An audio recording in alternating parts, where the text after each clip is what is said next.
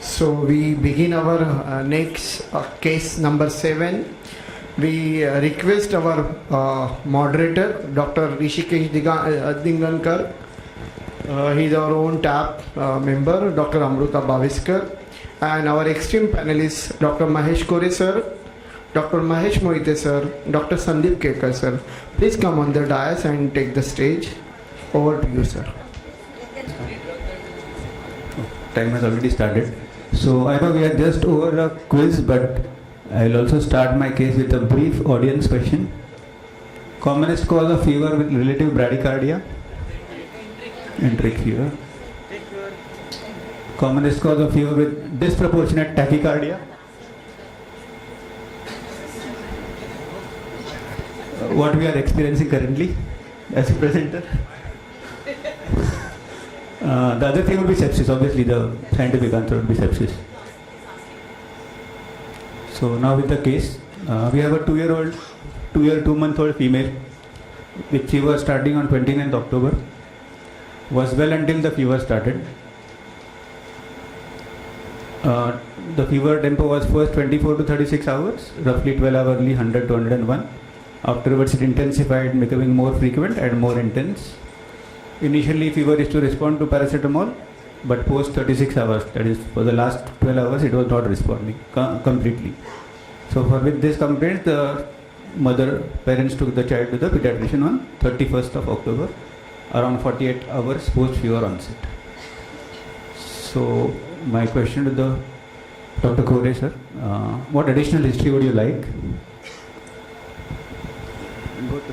Go to the first slide. Yeah, this is a 2-year child and had a fever on 29th of October and 12 hourly. Initially, yes. Initially, yeah. And only paracetamol was given Only paracetamol was given. Yeah. Yes. So within these first 2 days, we can have a clue that it is not a viral or bacterial fever. Almost all viral bacterial fever has to, which paracetamol acts for 4 to 6 hours, then they have to come because they multiply 20 minutes late.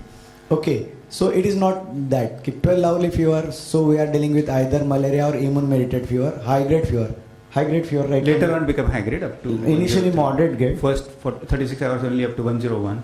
Okay, then it may not be immunological fever because they will present with, but I don't know. But later on it become 6 hourly and now he is not responding. Not completely responding. Completely. Yes. Yes. Maybe we are thinking of bacterial fever like that, but initial 12 hourly fever doesn't fit into that. Okay, I need more about that. How was the child playful in between the interfebrile period? Yes, the child was reasonably active. And absolutely normal prior to his illness? No past history. Developmentally normal? Yes. No previous family history, nothing contributory? No. Yeah. So we are that now it is increasing trend, maybe a bacterial fever. So let us say that where it has localized, whether she has headache, then middle compartment, tachypnea, and lower compartment, pyelonephritis or some abdominal infection. Obviously musculoskeletal will direct have clue. Yes, before that, but would everyone agree that the fever will not come? Viral fever doesn't have only twice a day spikes on the first 2 days. I don't. My mild to moderate can. That's why high grade will not come. Okay. Mild to moderate can come. Yeah. Okay.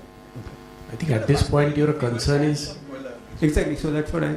Can we just rule? Yeah. I would Mild, less possible. High grade fever and 12 hourly is malaria or immunological. Okay. Mild to moderate can come in any or no fever also in viral fever. In the first 24 hours, especially. Most parents do not allow the fever to become high grade in the first place. So that itself changes the. But on that, sir, we usually see that despite giving paracetamol, if the fever has to rise, it goes to 103. So I think it becomes too subjective and odd, Coming at end of 48 hours, to kiss पाडायचा म्हणतो ना kiss पाडायचा तसं मेडिकलचा kiss पडतो. I mean those kind of things are very subjective unless they have a clear documented chart with you. Many times they come, कल थोड़ा कम था, 2 बार आया, आज ज़्यादा आ गया. At end of 48 hours, my concern is only is he sick? correct. Is there anything immediate life threatening? If no, then document for another 24-48 hours, see the trends. If there is any emergency alarming signs, come back. Otherwise, see me after another 48 hours, then I'll be able to take a real call on it.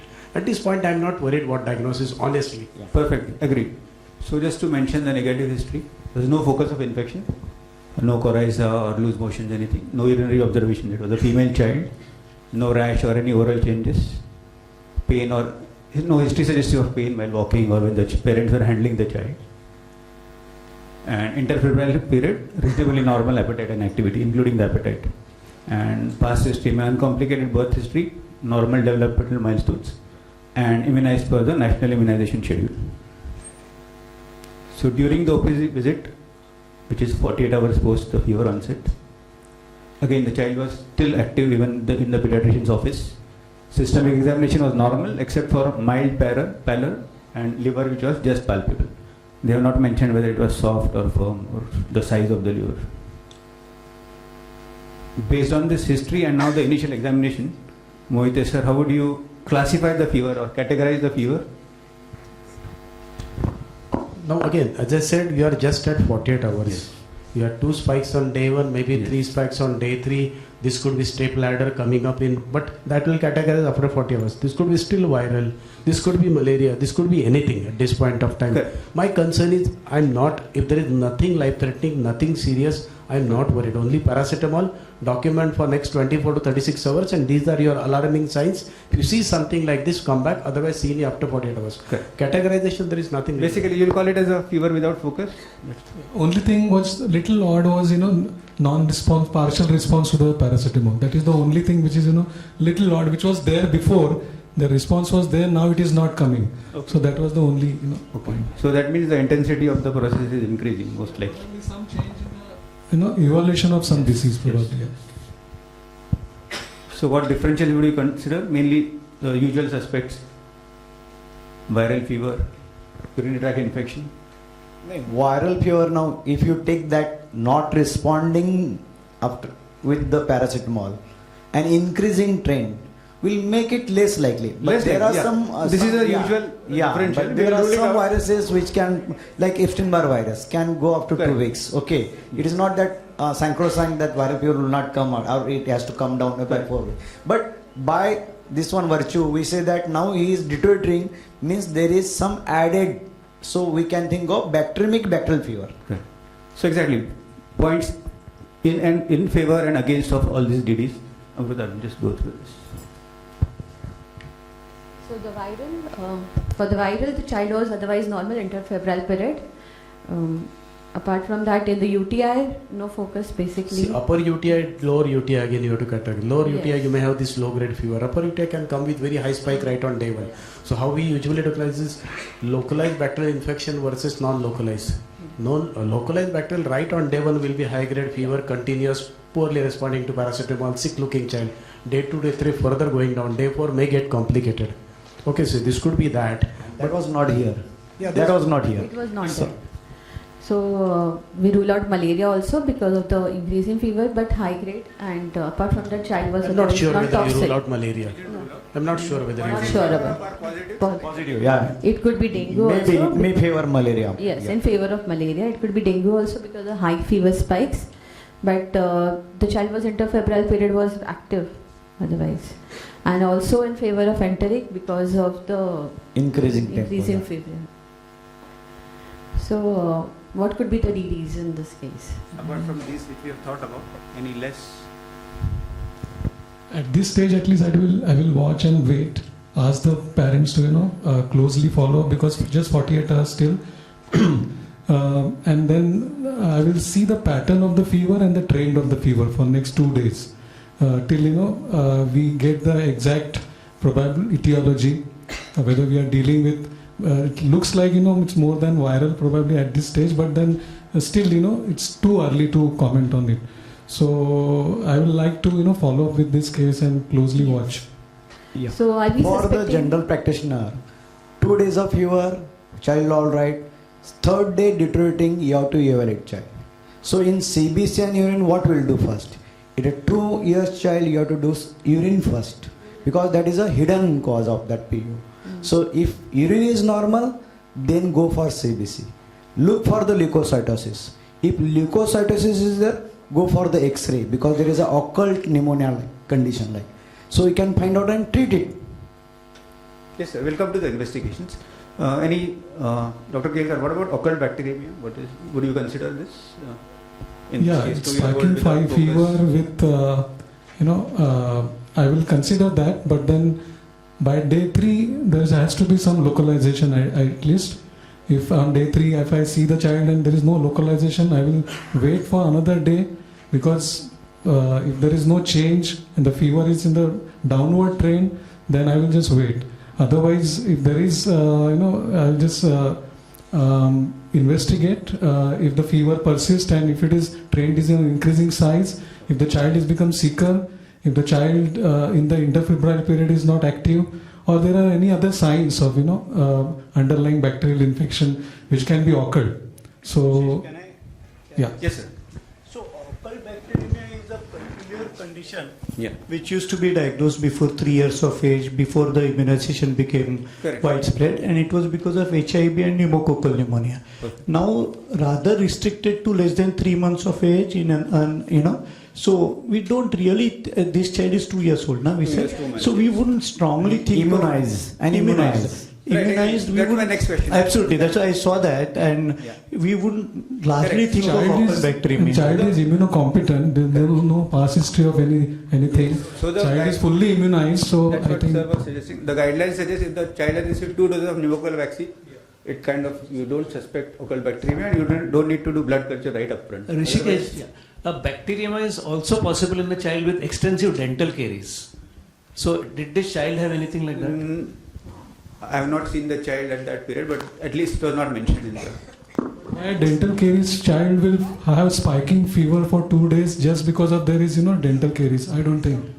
So, there are reported cases where there is bacteremia due to dental caries leading to carditis in a previous undamaged valve. So, that possibility cannot be ruled out. No, but sorry, but we are talking about febrile child with so Ah, there is febrile. occult bacteremia. I Okay. mean, there is no fever and bacteremia in dental. We are just at the end of 48 hours of fever. we'll go. So when you are seeing about 30-40 patients in the OPD and patient come with 2 days of fever, as I am repeating again, all these things don't come to my mind at all. At Only the end give of 48 paracetamol. hours. So I our just case give is not so paracetamol, complicated. We document don't the have to- temperature and come back after 48 hours. My investigation also don't start here unless the child is sick. This child is reasonably comfortable. Yes. He is still on this. Another 48 hours wait. There's no hurry to diagnose. I remember Dr. Moralwar sir saying when the patient like some another senior pediatrician was there, तो one very funny comment. उसका patient मेरे पास टिकता नहीं है क्योंकि उसका patient को भी ना जल्दी ठीक होने का जल्दी नहीं रहता है वो आराम से ठीक हो. So I think it's individual habit which you put to the patient. My patient, they will say doctor virus है ना थांबिया 3 दिवस. He will say to me. So Exactly, at least sir. another That's 1 what- day, 2 day I won't do anything. That's what the approach we wanted to highlight. Dr. Rishikesh asking them to guess the differential diagnosis is a guess only. At the end of 48 hours, you know, sir, what will you do? You'll say, What wait, you- exactly. come back after a And day. these all things don't come to my mind at all. At the end of 48 hours of fever, I will wait for 2 days. So we When don't the hurry- think at the end of 48 hours. Absolutely. Yeah. You think? You don't think, only thing, he doesn't require anything. Okay, let's proceed. Anything would you would like less common, but would you not like to miss? Say now it has gone up to 72 hours, fever is continuing. Before going to the investigation, obviously the next- Disproportionate tachycardia, Okay. early signs of irritability and meningitis. I teach my PGs. These 2 things you cannot afford to miss. Early myocarditis or intracranial infection. Rest everything is okay. Correct. And as we have said, though it's not an infant, but in a younger child, even inflammatory disease like Kawasaki's. To the mother, you have to 2 take days. 2 things only. Sorry. To the mother, Yeah. oliguria they will not perceive. So ask her to watch for urine output. For convulsions they will come to you. For any irritability they will come to you. For rash they will come to you. Yeah. For loose stools they will come. All other symptoms they will come to you. But for less urine output or oliguria they will not. We have to educate them about the urine output. That is a 25% of the cardiac output. And second is change in behavior. So it will take care of 50% of your cardiac output. So in general, I would say the public opinion is we should not test at this point. Correct? Yeah. Okay. Let's proceed. Now it's been 48 hours and she has revisited the pediatrician. It is a mild pallor which is noticed and mild, just palpable liver. So would you like to do any test at this point? Are there any other findings? The child very No, sick? the child is active, playful, interfebrile, I will period not do active. anything. Only 48, na? Not 48 plus 48. 48 hours. Only 48. Yes. So we'll wait for the investigations here. Yeah. She went to the pediatrician on 31st, that is after 48 hours, and the blood investigations will be ordered. Since there was high-grade fever, not responding to the paracetamol, not touching the baseline, and on investigation, HB was 8.7, CRP was 3-digit, 161, and malaria, dengue was negative. Urine routine 2 to 3%. So, contrary to the popular opinion, the pediatrician, maybe he has seen something, though it was not mentioned that the child was sick looking. He Must decided be to test. irritable child. Not really.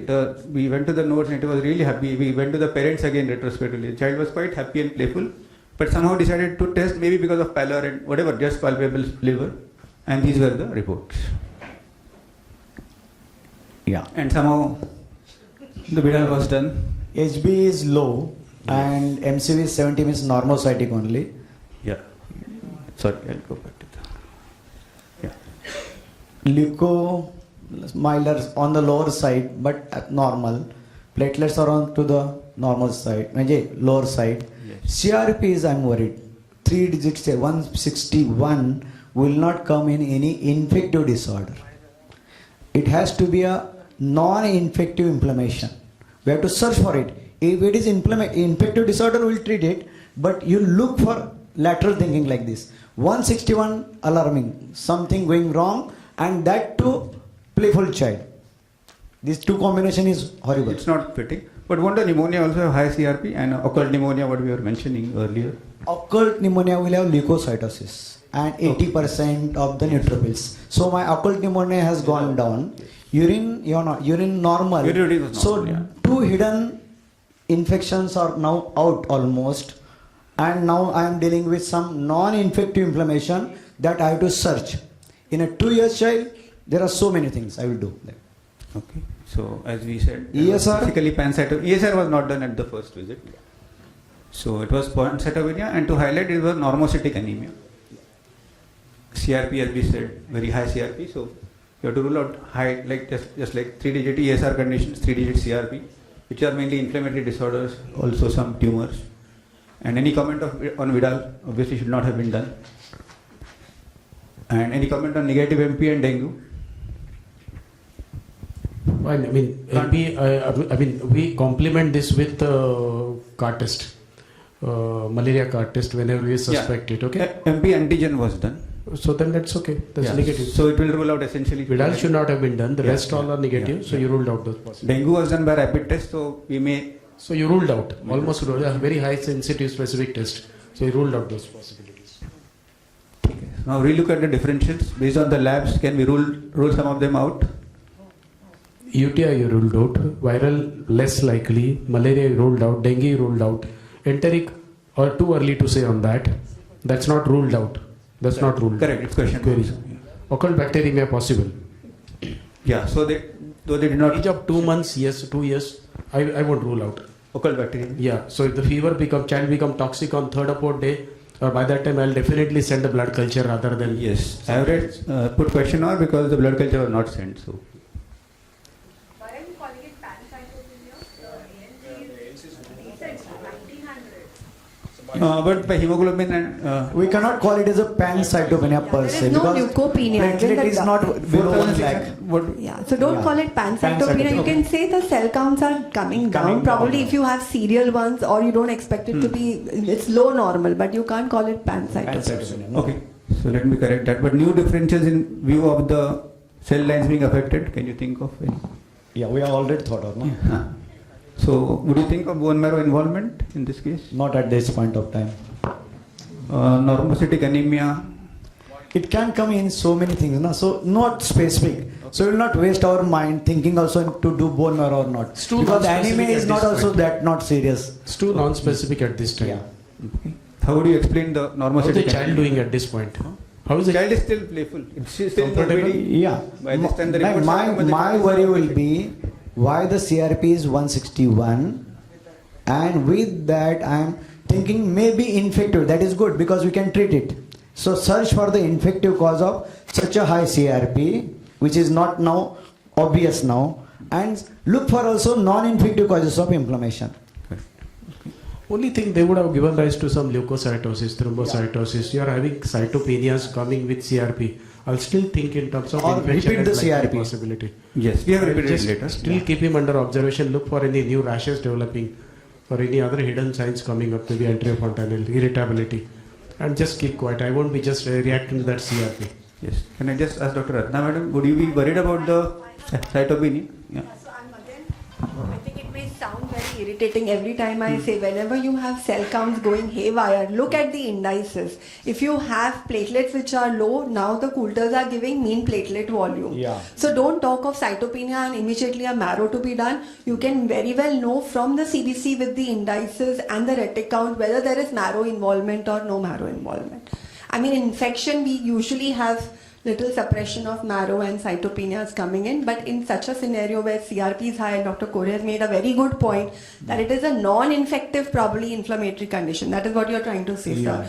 In that case, at least look at the indices to know what is happening, peripheral destruction or marrow suppression. Yeah, we don't have the MPV, but MCV was normal. And a peripheral smear, if someone can see, they can tell you how the indices will correlate into the peripheral smear findings. And for the general pediatrician, start looking at the MPV. Yeah. Mean platelet volume 7 to 10, okay, normal. 12 से गया ऊपर तो ज़्यादा बड़ा है, 6 से नीचे गया तो बोन मैरो प्रॉब्लम हो सकता है, या तो स्कॉट अल्टिज हो सकता है, वैसे ही सब. And some of the labs are giving immature platelet fractions also. Yeah. So make use of all that. That's what I'm trying to say. Every year I come here, I say make use of the indices. The CBC has so many so many things that can be hinted to. Is the MPV very reliable, madam? Because I have seen many times. So MPV is reliable. The machines are good. MPV is reliable. If the MPV does not come in the machine, if the platelet count is low, that is the time you just let it go. Means then you ask the clinician, clinical pathologist or clinical hematologist to have a look at the smear. Very few platelets, are they looking large or not? That is where a hematologist, where a hematologist can actually help you out. I wanted to ask now that hemoglobin 8.8 and normocytic to normochromic, would it not alarm you at this stage? That means, would you say that process of whatever inflammation was much before the onset of the symptoms?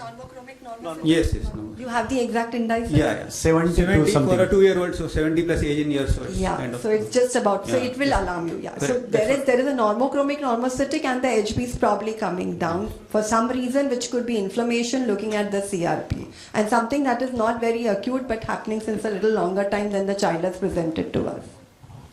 So now we have a well child with 48 hours of fever, abnormal CBC and high inflammatory markers with CRP 3-digit. So with this differential, would you like to admit the child now? Because the fever is not touching the baseline, the parents are worried. Depends on many factors. How educated is the mother? How far they stay from your clinic? Can they rush for the emergencies? If all those things are negative, I may observe this child considering the numbers. But if they are close, educated people, they are following you, I'll call them after 24 hours, 48 hours, maybe call me on phone. So multiple factors. It's not a knee-jerk response. So we did the same thing. The patient came after 24 hours to the at the OPD visit. Fever spikes were continuous, not touching the baseline. The child continued to be reasonably active with slight decrease in the oral intake because of fever. So they revisited the pediatrician after 72 hours of fever onset. The pediatrician noted that the child had hepatomegaly and pallor. So advised admission in view of increasing fever with abnormal labs. What would be the working diagnosis at admission? Again, I think this is day 3 of fever. Yes. And child is still playful. Right? Interfebrile period playful, oral intake has decreased. Oral intake has just decreased. The day 3, you can expect that. But then you mentioned about liver and the pallor, which is increasing probably. Yes. So, which is unexplained right now. There is no localization. We are not on any infection right now. We are not able to pinpoint any infection right now. Still, why the liver is more and there is pallor which is increasing. Just go back to the. I just missed. CBC? Not the CBC. Yeah, increase in hepatomegaly and pallor. Pallor. Right. What was the span of liver in this case? That was not mentioned. You have not seen the case. Any lymph node enlargements So we'll go anywhere fast No, on no. examination, because we are just on history. So any findings on the Apart from any? increased hepatomegaly, no other findings. Just one thing. If you said that is increased hepatomegaly and pallor, I assume that the pallor has been significantly dropped. Yes. If I have to clinically say that hemoglobin is pallor, so I'll repeat his CBC. I want to see the parameters immediately. Whether there is a significant drop. Okay. So the child. I won't start antibiotics straight away. I may collect a blood culture I have collected in the previous visit because I don't know the diagnosis at this point of time. Unless the child is sick, maybe coming with tachypnea or shock or something, then otherwise I'll definitely repeat one CBC. Maybe other remaining inflammatory parameters. I won't be hesitant to do even ferritin at this point of time. I want to really go aggressive now. You're saying. But first you show me the CBC. Show me the drops, show me the counts, and from that I'll take my call. So in view of the Vidal being positive 1:160, enteric was suspected and This was there. No, you neglect that. Yeah, exactly. So Neglect this that. was diagnosis at the time of admission to the pediatrician. Was started an IV peptides. IV peptides was started by the pediatrician in the hometown, and since the fever was continuous for 48 hours and additional on day 3, the pediatrician noted that there was an increased hepatomegaly with stretched abdomen, very specific. So we advise a USG abdomen to rule out ascites. Here is the USG report.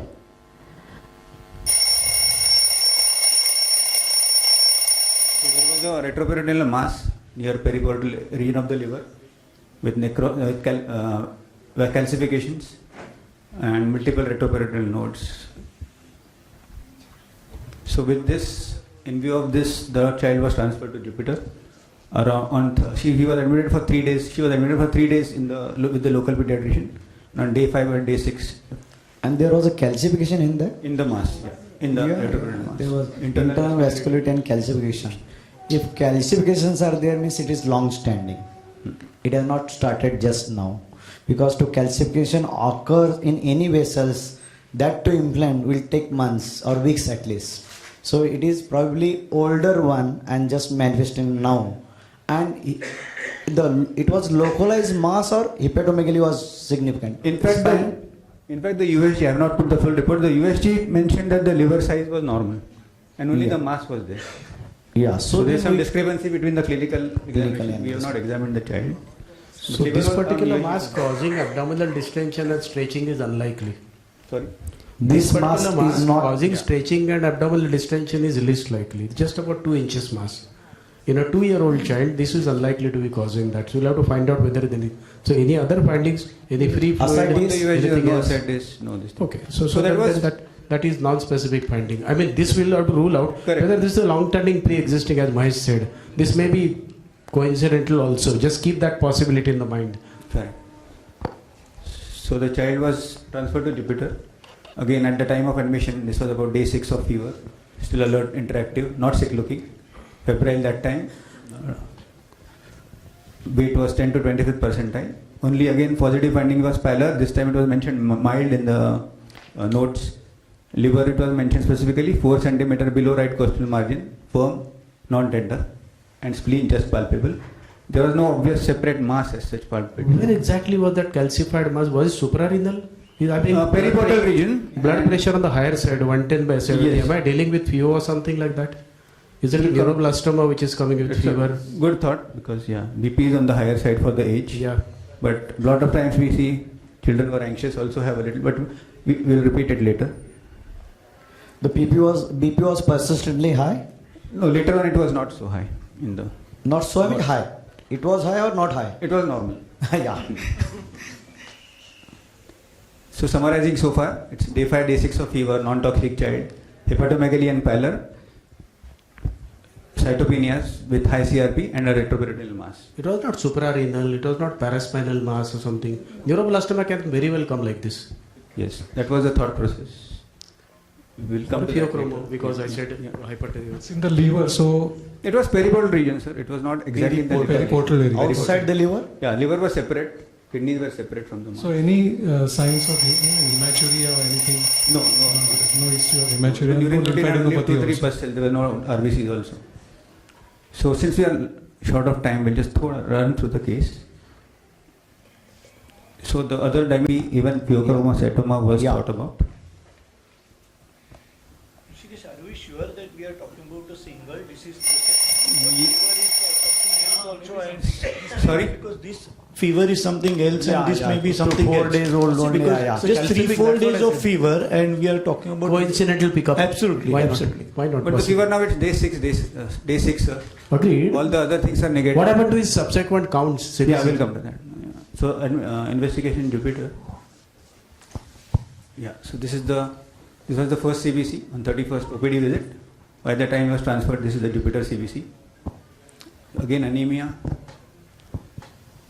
low platelet count, CRP was still high. Still high. LDH ESR. and How is the fever now? fever is still continuing 102, 103. Ferritin, yeah. There's some kind of Side. HLS, some kind of mass. He's having ferritin high on the higher side. Yes. Counts are on So lower we side. go for platelets tissue down. biopsy What if is the possible. next? So Tissue next step biopsy. would be tissue. Would you like to delineate the mass further better? Because the USG is Yeah, not so so. CACT can be done. Yeah, so contrast CT was done. This was the mass, which was basically Retroperitoneal around the liver, above the, And- and yeah. adjacent to the aorta. And Correct. It was encasing the aorta and Yeah. also the major vessels. Lymphoma, NHL. So, what type of mass? How would you proceed to know which maybe type now of mass? we are lymphoma से NHL पे जाएंगे. Non-Hodgkin's will present like this, like a leukemia. Because it's not kind of limited to particular organ. Yes, it is It's all around. retroperitoneal tissue. So that's a lymphoma, a possibility. Lymphoma or NHL. So, Dr. Ratna, what was the thought process? NHL will be little more aggressive, I think. Yeah, And that's why so, it's and 5 generally days. presentation is above 5 years. Something which is below 5 years, we think of some other malignancies. But I think it can be present. I don't know. Ratna, Ratna, madam, what was the thought process But- you were involved now in this? You give it to me. So basically, whether to do the DD was whether to do bone marrow biopsy or the biopsy of the mass. Take the opinion of the house. What would you do? Retroperitoneal mass is difficult to biopsy. It was So- encasing the vessel. City guarded biopsy. Sitting on the vessels. So if bone marrow gives the diagnosis, we'll go for bone marrow. If bone marrow doesn't give diagnosis, then go for laparoscopic biopsy of this lesion. I can go home. That's what they did because bone marrow is less invasive. So they went ahead with the bone marrow. Showed So, and also because there were features of cytopenia Exactly. coming So in. that's So what the normal- whatever the mass is, and if it is actually infiltrating the marrow, it you was can get spilling over. answers from a bone marrow, which is less invasive than doing a biopsy in a 2-year-old who's already started looking little sick with that fever going on for a little longer time and irritable also. Okay. So for short of time, it turned out to be neuroblastoma. Yeah. The biopsy. Yeah. Just to so that because we were harping on a short duration fever not being very abnormal, I just want to put 30 seconds. I'll take more. This was the case which I saw. 11-year-old fever, 1 day fever of only 1 spike of fever on 17th of September. Repeat fever on 1 week later. Normal in between, no symptoms. With the second fever, just had mild cough and throat pain. So just like we did appetite, everything was normal. Examination was normal in the OPD. So just like we did, I was almost going to reassure and come for follow-up. When the mother came with the report. Same child you're talking. No. It's a different, another case which I saw, 11-year-old. We lost. Okay. Yeah. So 11-year-old with 2 episodes of fever. Okay. Normal in between. Normal examination in OPD. And I was almost going to reassure the child, the mother, but the mother came with the report, which was advised on the first fever visit by a GP. But she didn't do it the first time, but she did it this time with the second fever. And this is what we got. Okay. Last of 60%. Okay. So, though we may reassure at the first visit, we should be careful about fever without We focus. reassure that they should follow. We should follow, yes. We reassure to follow the child. So these are the takeaways. Okay. We should not always show, And- we are not always benign. If you go to the first Yeah. slide and you said that there was only, and it was coming twice a day. That was a clue. To the general practitioner, what are the clues to differentiate the zebras from the horses? These are the clues. Ki once a day fever, something going wrong, immunological all. Twice a day also, 12 hourly, not a viral, not a bacterial. May sometimes, but within 5 days you can decide how to tell them ki come to religious follow. Thank you very much. Most importantly, I think unexplained fever unexplained weight loss And follow-up, yeah. you know, But none of these had any weight none loss of or these, anything, but then there are few unexplained things which were happening in this. Right. Basically, the second follow-up case is important. especially. Yeah. Yeah. And clue was there that 12-hourly fever. Well, early fever. 12-hourly fever. You have to remember that. Okay. 12-hourly bacterial, viral, less likely. Maybe they are because they are the most common. But keep them follow up and say that night it is immunological fever karke go up case mein. Sure. First 3 days don't investigate. Thank you the panelists, thank you the audience. Yeah. Sorry? Retroperitoneal mass with a calcification will have very little details. So in neuroblastomas, calcification in a retroperitoneal mass generally goes in favor of neuroblastomas. As far as JCD is concerned, germ cell tumor, the teratomas. So calcification are not seen commonly in lymphomas unless chemotherapy is given. And secondly, even in Wilms or any of these, in fact, we use this as a differentiating point. So, yes, teratomas. Teratomas. They can have. Teratomas benign, no? They will not Yeah, so it depends upon the, yeah.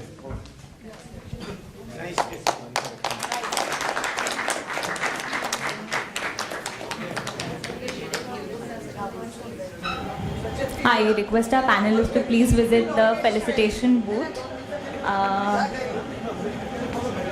Next case. So the next case is by moderators are Dr. Prakash Vaidya sir and Dr. Grivita Raikar ma'am. Dr. Prakash Vaidya sir and I would also like to call upon the panelists. Dr. Mahesh Mohite sir, Dr. Mahesh Kore sir and Dr. Sunil Jonagade sir.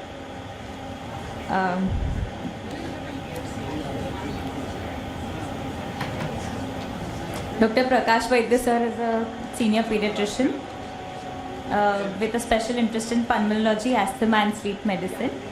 He is a consultant at Fortis Hospital.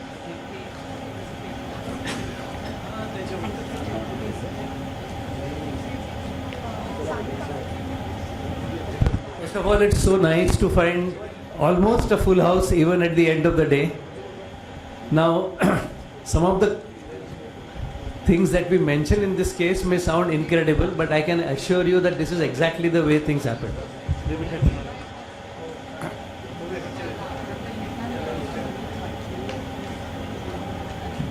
We also have something best saved for the last, so please wait along. Thank you.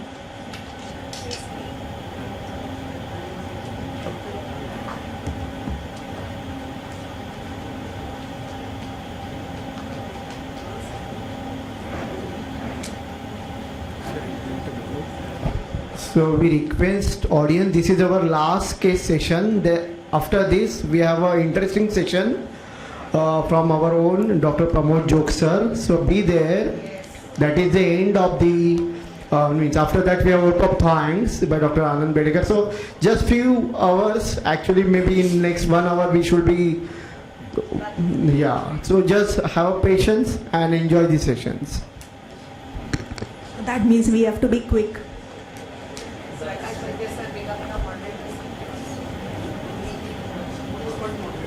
Good evening, everyone. We have this 4-month-old baby boy brought with history of fever since 3 weeks, on and off. Initially low grade, intermittent, occasionally 100 to 101 degree Fahrenheit, reduced without medications, rarely needed antipyretics. Active even during fever, duration and frequency increased over the last 1 week. During this time, the child was not brought to us, but was following up with other pediatrician.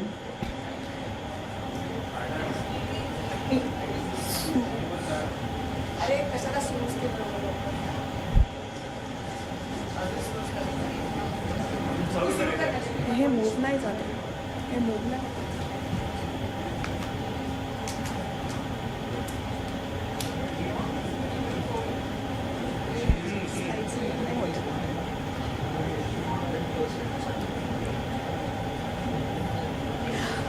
As far as the fever is concerned, parents went to 2 GPs and then a local pediatrician, was advised empirical course of cefpodoxime and chloroquine and still not better.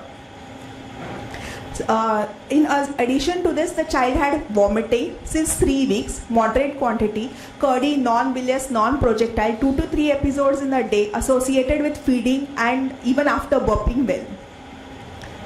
The child also had gagging since birth with feeds, increased after switching to formula feeds, cough since 3 days, mild more during feeds, and in general, there was a poor weight gain. On this history, sir, what would be your what would be your thoughts on this history? Mahesh Kore, sir. So previously, this is one child who had come with more than 2 weeks of fever, and somehow the parents were, of a different mindset. 3 different doctors, not a single test done in the last so many days. So no investigations. It's very unusual today, but that was the way it was. So what are the details do you need in this case? So now the first what was fever. Yes. In an infant of 4 months, correct? I hope immunization and parents are educated. Yeah, immunization was they understand compatible with the everything. age. And they have kept the chart and it is a documented fever. 3 The UPI highest vaccines given, yeah, yes. Okay, and highest recorded was 101. Yes. Which gradually kept on increasing. Not really. It was just going on. No, there is a sentence there, increase in frequency and So it duration. became 101 only once or Okay, twice, fine. but overall it was very low grade. And then the second set of information which is provided is the history in the past till now.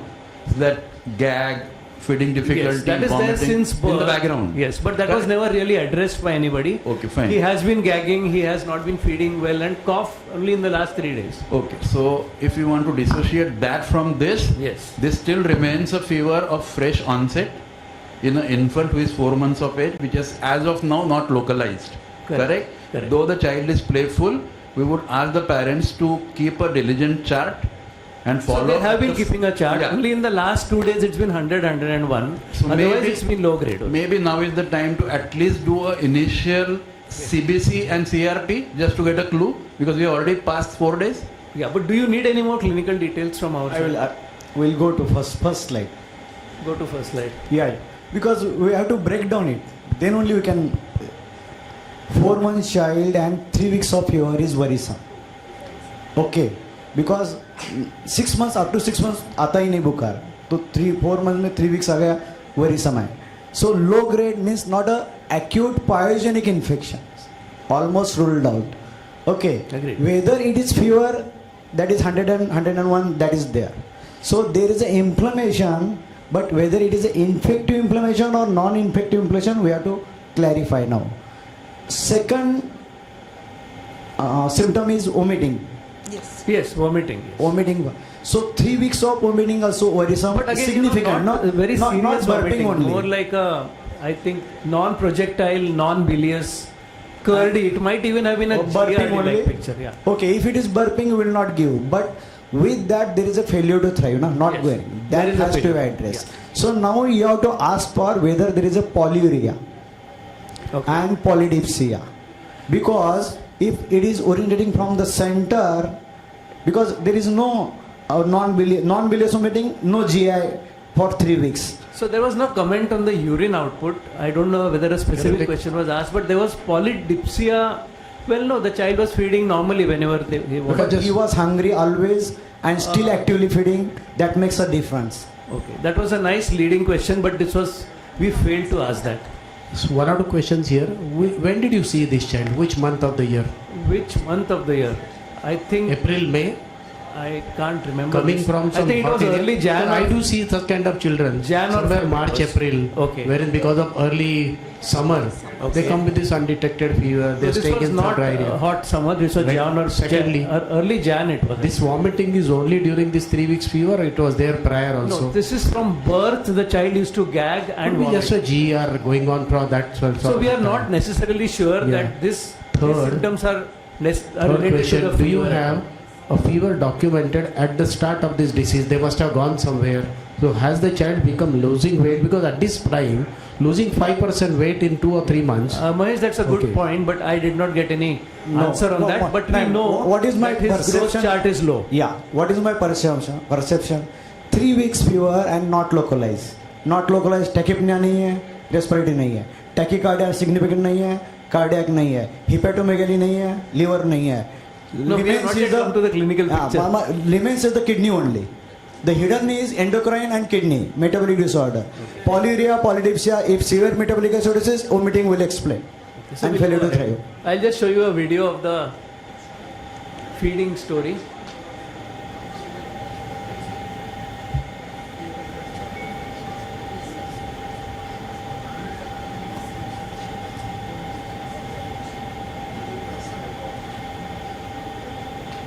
Okay, I think nothing more than this. He was feeding properly and he was taking enough 90 ml, 120 Yes, ml. yes, yes. Then there is a cause in kidney or endocrine. Okay. So negative history.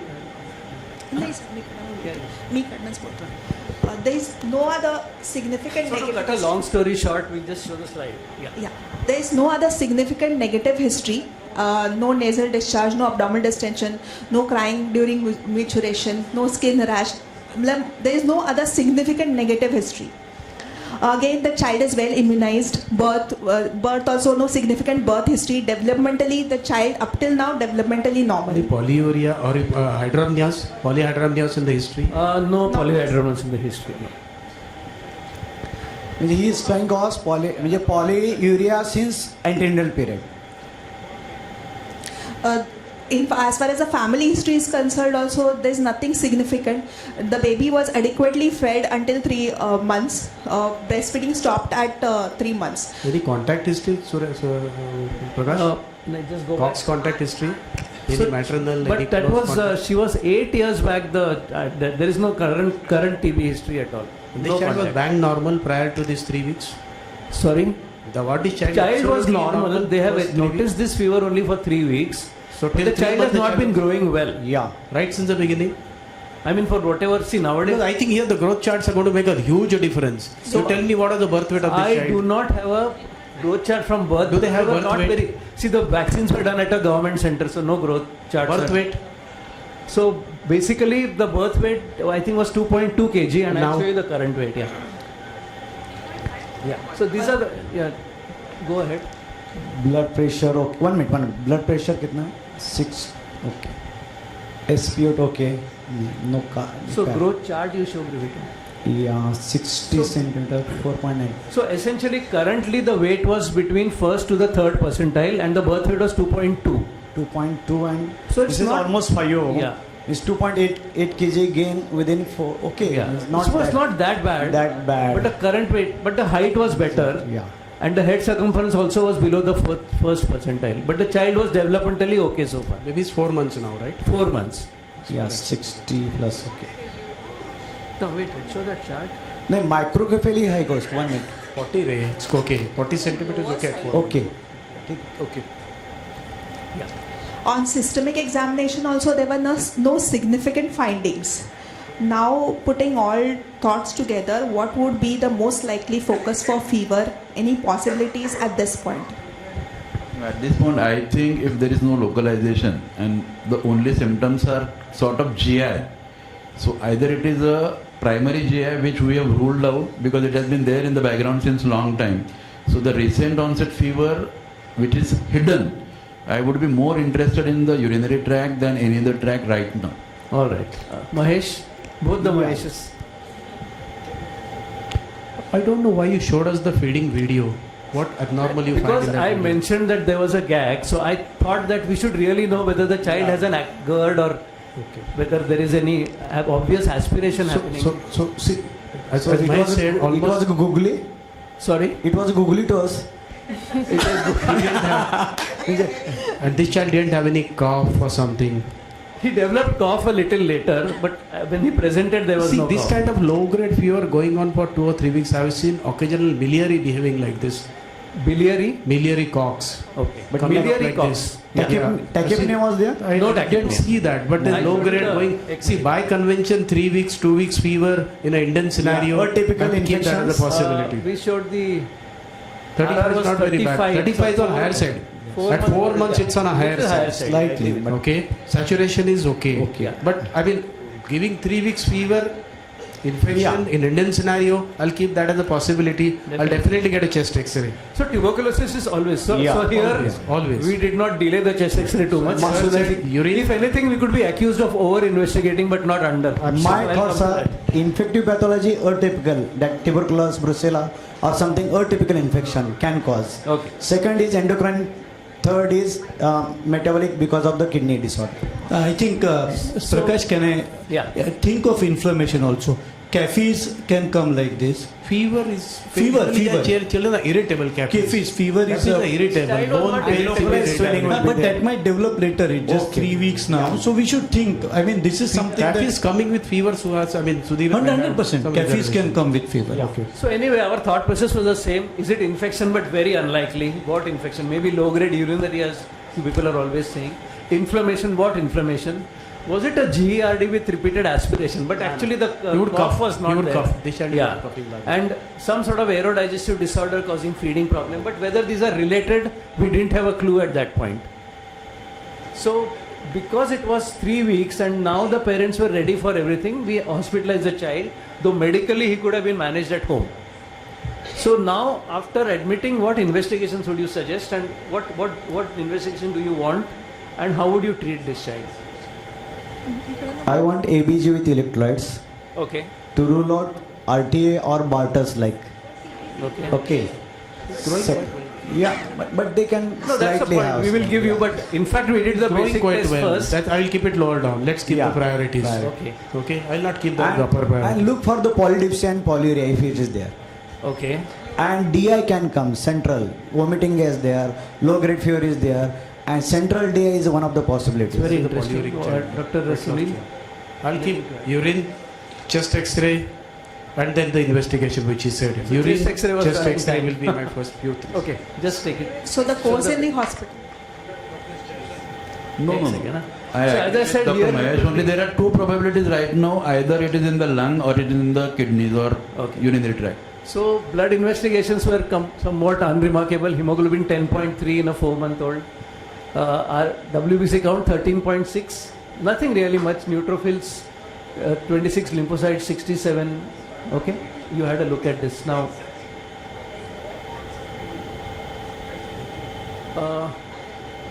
These were all the routine tests were done. Some of them you may think that really are uncalled for, but they were done as a completion. MRI brain? MRI brain? Not yet. Not at this stage. Okay, we'll go.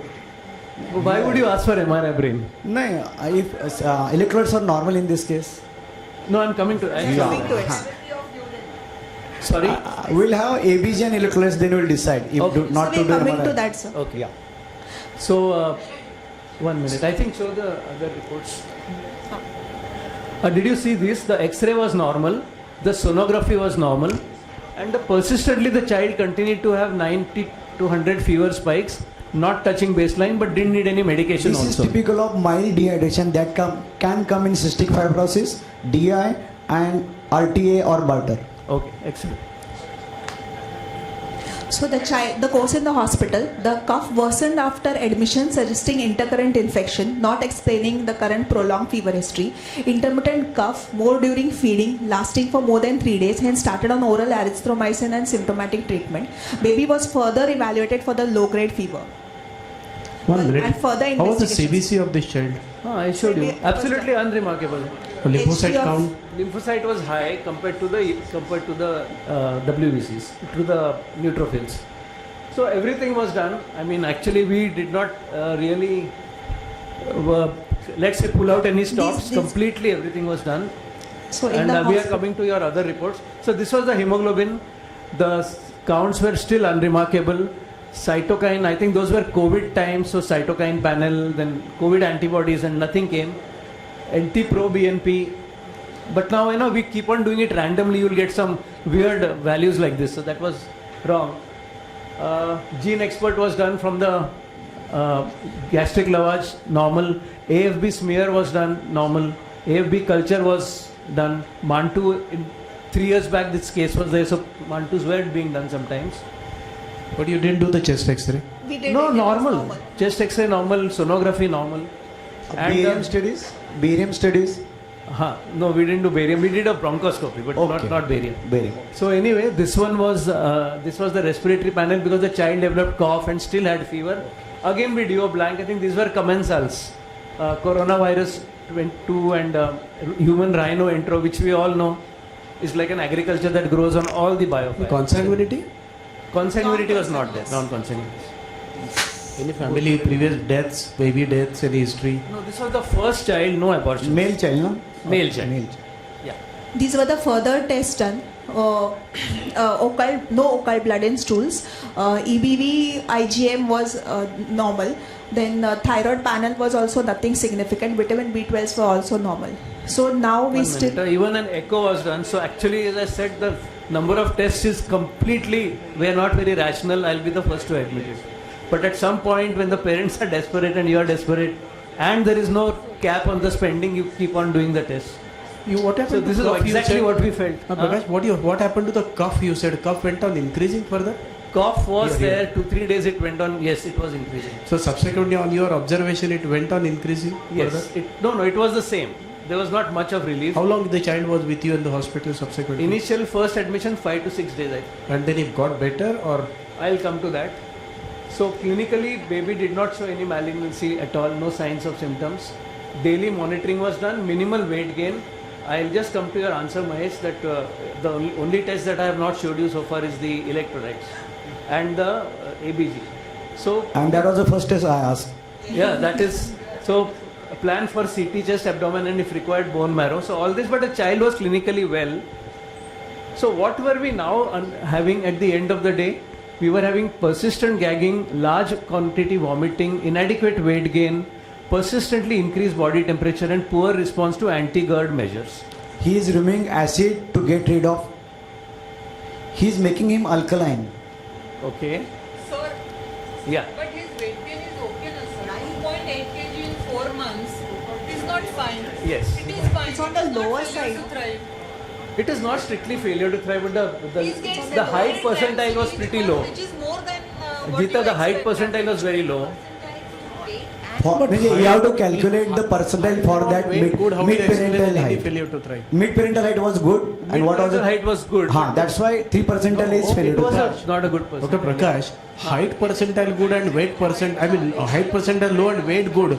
Weight was not good. He was weight. 2.8 Height was on the 50th percentile and weight was on a much lower percentile. 3%, third percentile. Height was 60 centimeters. 50th at 4 percentile. months. Between 25 and 50, it was somewhere on the 40th. He has gained almost 2.8 kg in 4 months, which is a good in spite of 3 weeks of fever, which is a very good weight. And he was IUGR. It was an IUGR baby. Absolutely. He gained very well. Not that, yeah. Okay, so at this point we were completely confused. Very minimal weight gain. So hardly 100 grams. 5.0. Despite. So the reflux was surely not a major issue. Yeah. And this was the weight on discharge. So now, what were our thought process? What is your thought process by now? I have still not given Mahesh's question. I think, where is that report gone? Oh, piche hai kya?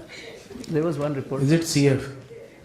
Bronchoscopy, upper J, upper But J. CF without a single respiratory symptom. Okay, maybe you can just have cough that for a while. regurgitation and cough for a while. Okay. And So- initial 3 months, once one had to suspect CF, like cystic fibrosis, when child is not growing that well. Yes. That is, and same Civilier has a beautiful video of CF, how to diagnose CF earlier. They have moderate dehydration with 1 or 2 vomiting, and they have to be admitted, and 1 IV fluid, the child will be okay. So pseudobartus is a very common that is a pseudo-barter like presentation of CF. So at this point we were just thinking, so CF did cross, but we have not investigated yet because not predominant respiratory. Metabolic alkalosis. So infection and inflammation, malignancy, or is it a temperature regulation problem? Is it thyroid problem? Is it an ectodermal dysplasia? But the child did not have ectodermal dysplasia. Yeah, he has a mild fever probably because of dehydration, I think. Okay. So, Prakash, would response to paracetamol give you as a flu? No response. I mean, no paracetamol required. Recovers of his own. Only No, 99. So if the fever is responding to paracetamol, that means hypothalamus is not. Yes. If it is not responding, then it's dehydration. You don't require anything else. But here we did He not recovers give of his own. fevers. It Paracetamol is not. Fever goes of its own. So But still, it is as a therapeutic test. It's worth doing at 9900. Give paracetamol and see what happens. Because the normal central fevers will What not he's have. saying is, what he said is, fever comes but goes of its own without giving anything. Understood, but still we should know whether it responds to paracetamol. So that or point not. we didn't do. Okay. But I am one of those who keeps on harping to the parents that we never treat the fever, we treat only the discomfort. So they were not in discomfort, neither was the baby. Yeah. But we are investigating so much. I agree, it is completely, it is challenge. I mean, I would have done it if it had occurred to me then, let me be honest. It did And not bronchoscopy was normal, no, in this Yes. child. Upper GI hai? Upper GI. Upper barium- GI studies we did Okay. not do. Okay. Oral physiotherapist. Okay. This was not relevant. So meanwhile, further tests were done. BAL was done, since a bronchoscopy was done, nothing came of it. Detected? Not detected, na? No, nothing. Not detected. Nothing significant. After some time we start doing more investigations, so nothing came of that. USG skull was done. Skull? USG. Skull was not done. Why? Has anyone encountered some submural collection in a shaken baby which gives rise to fever off and on Shaken and baby would vomiting be, symptoms, sometimes lethargy, sometimes okay. You know, you get these Shaken in baby would be elderly very people irritable also and and crying. in infants also it is known. So I'm just asking, This you did child so was many. quite happy and playful. He wasn't a crying baby, so I don't know. So, but when you're looking for a focus for fever, which is going on for 3 weeks, and you have done such a panel of investigation, and the Almost patient not has vomiting, which is 1.5 non-projectile, but months, still no? vomiting. But so many patients vomit, no? I mean, that's really Yeah, that's not. what I'm asking. So, because you all have Now, done, you have done so many. 3 weeks prior to you, prior to visit to the hospital. 3 weeks in hospital. No, not 3 weeks. This 2 is- weeks. Hardly he was there for 5 to 7 days. And then we sent him home. But in that period, okay, now this one, electrolytes is what you wanted. So this is the electrolyte report. VBG and serum electrolytes. Sodium is 154 is DI. So, Chloride किधर है इसका? ये show go back. This was in the VBG. Okay, where is the We are chloride? doing it later, sir. this was This was just a urine routine. VBG. So then the electrolytes are No, coming. I'm not getting the chloride there. That is also important in the You want to electrolytes. see You're the getting only chlorides? sodium and potassium. High iron gap versus low normal iron gap. Okay. But Sir, urine routine. Urine routine was normal. specific gravity is Specific gravity. देखो देखो. Specific gravity was 1.01, which was reasonably normal. तुम्हाला सांगू का या babyचे 2 cousin brothers were my Specific gravity is patients quite who okay. have been detected to have DI, and this is what I feel. If this child was admitted with you at Fortis, they are 2 young boys around 15, 17 and 12, So 13. we are getting a little ahead of our story. So let's continue. And so then at this point we advised, because I don't know whether something was missing. Even honestly, Mahesh, I give you full marks, but I did not give any importance at that point to the serum electrolytes because it looked on the way nothing greatly abnormal. We thought the child was mildly dehydrated. we also burn our hand and then only diagnose So after 2 months. 154. That's why I could diagnose. So we did ask for repeat If serum that is there. electrolytes, but the family had gone out of station and they went away. And then now we started thinking, and this is the question that I give you full marks for. You wanted the answer at the beginning. I think he really has I give him a very big hand. So I started asking this question only after seeing the sodium report. Till then it did not occur to me to ask this question. So, but the parents did not feel that there is history of polyuria. Only you have to ask that is he feeding well? 90, 120 and 200 ml per kg per day and still not growing well? He's failing to thrive. Right. So anyway, then Did you measure the urine in this? So then we readmitted the child and we did every single test. To cut a long story short, so we repeated. So is there any connection with fever? So before this, what we did was we documented the polyuria. We wanted to check the urine versus serum osmolality and investigate the persistent hypernatremia. So finally, it did occur to us to go on the right track. Sodium was, this was the mother's electrolytes, they were normal. And this was the course in the second admission which they finally agreed. We involved an endocrinologist. Mother's serum electrolytes were within normal range. I think Dr. Alok, maybe you can tell us that from here, if I suspect DI, what would I like to do? Yeah. Maybe you can help Do us. you have the osmolalities? Yeah. So what we did was, we did the osmolalities with desmopressin. Second and third urine samples were done after the spray. And A desmopressin challenge was done. a desmopressin challenge was done. So what are the naive values first before the desmopressin? Yeah, I'll just come to that. So this was the urine osmolality done at various times. So maybe you could help us. So none of them above 300. Yeah. And what are the serum osmolality we have with it? Serum osmolality. So if the serum is concentrated enough, this is DI straight away. Okay. So Meaning anyway, about 290. so I started thinking about this possibility only after the serum sodium 1 report. Till then we never took it seriously. Then we started asking about polyuria, which the panel wanted from the right. In the beginning I gave them full marks for that. But I started asking only later, and then we repeated the sodium. Sodium persistently came high, and then we admitted for a desmopressin challenge, and that clearly showed that it was. So can you please tell us the? He was responsive to desmopressin. Yeah. So when it is nephrotic DI. When you diagnosed or suspecting DI, the next thing is you want to differentiate three things: whether it is central, whether it is nephrogenic, whether it is central, primary yes. polydipsia.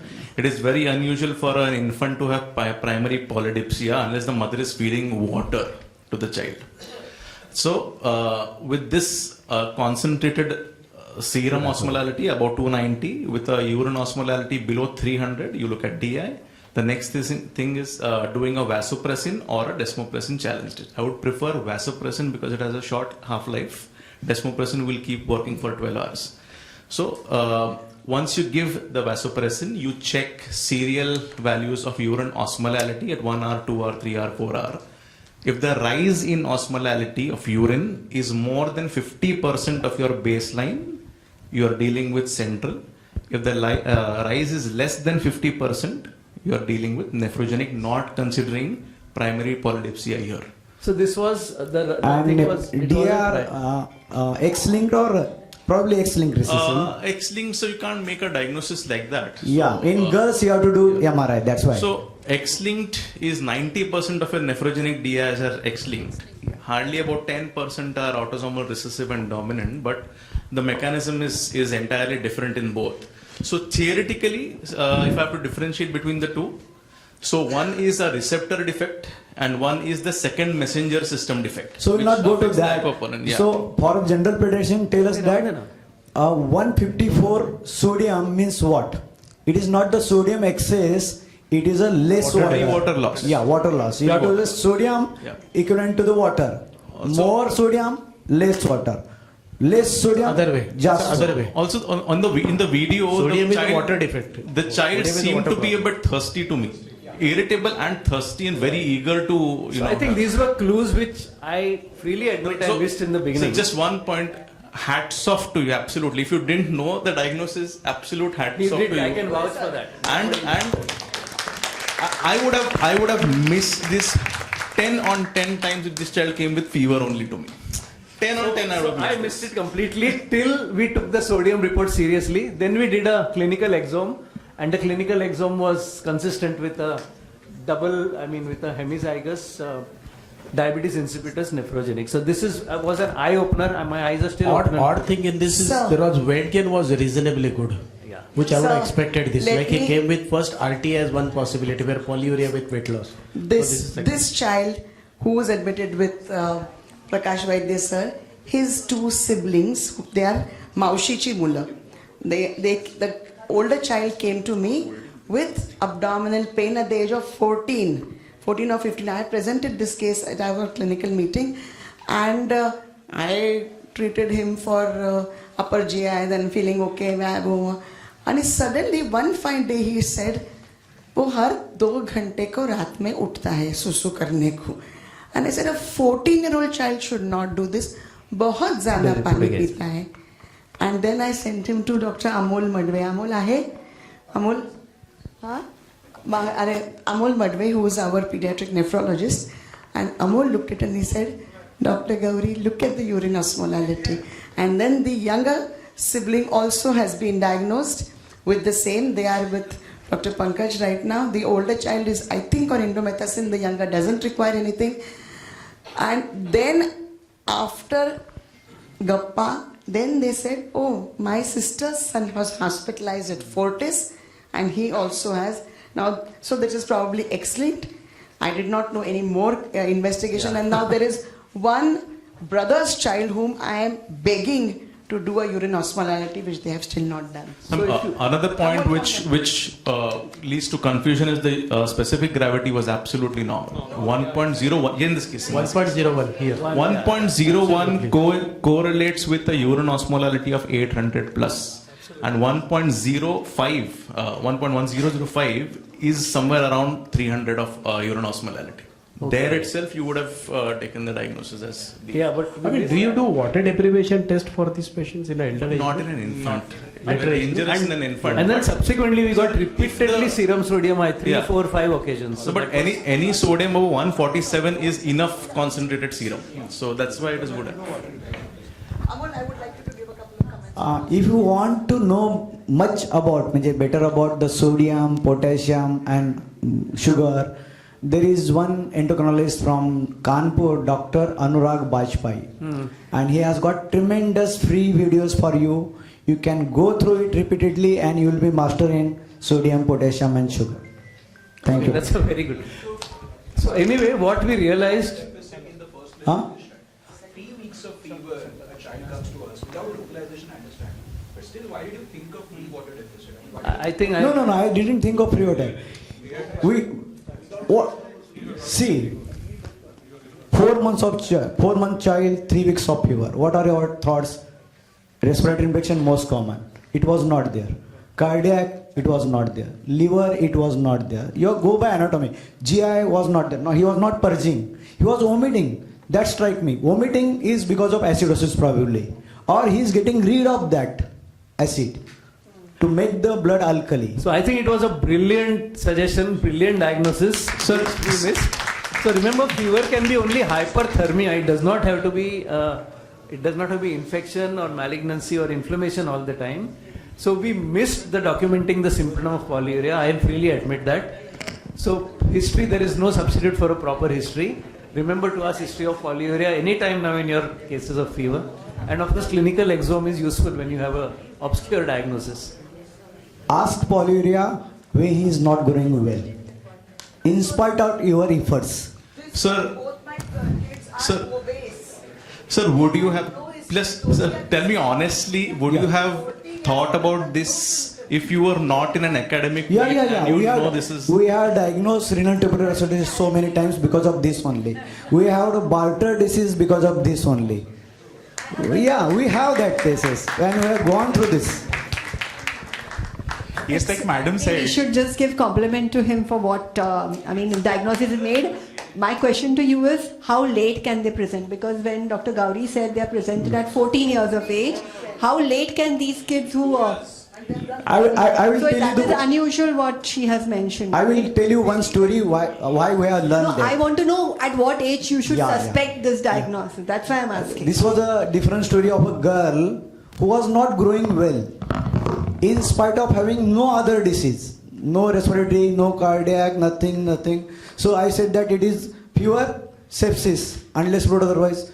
Culture negative sepsis. Treat for 7 days, slightly better, sent home. Again came with the same weight. Then we did a ABG and electrolytes that give a clue that we are dealing with renal tubular acidosis type 2, nephrocalcinosis.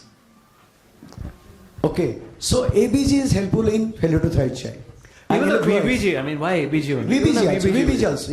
VBG and electrolytes. But you have to be master in that. 154 is typical high. Yeah, but he gave a clue that he had a fever, but he didn't have that fever to treat. Means he is dehydrated. Absolutely, that's perfect thinking.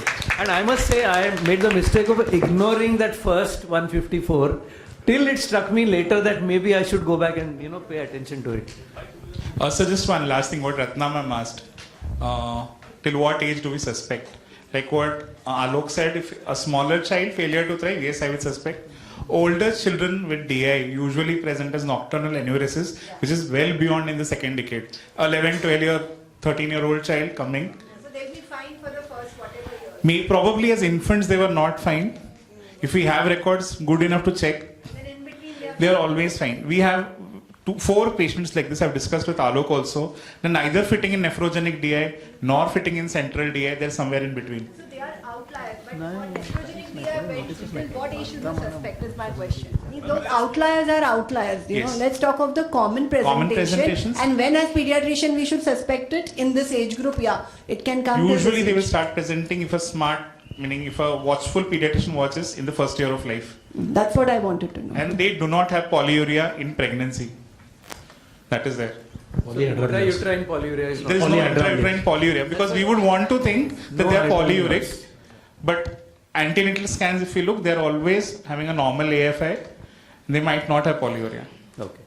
What happens with once the child is allowed orally after 6 months, there's a lot of water, so there is a calorie deficit, and then the growth faltering actually starts. So in the first 6 months, you might not. First 4 notice months it didn't really Yeah. reflect.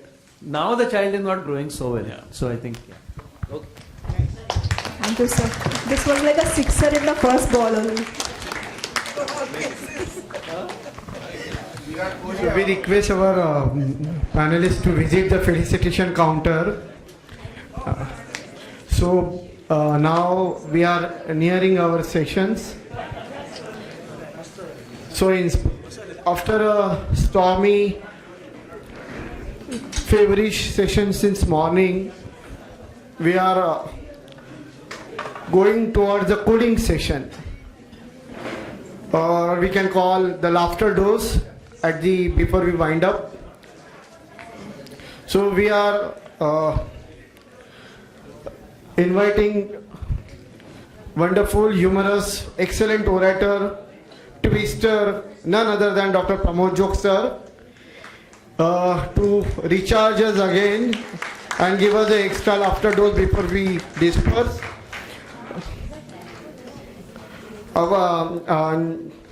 I invite Jog sir.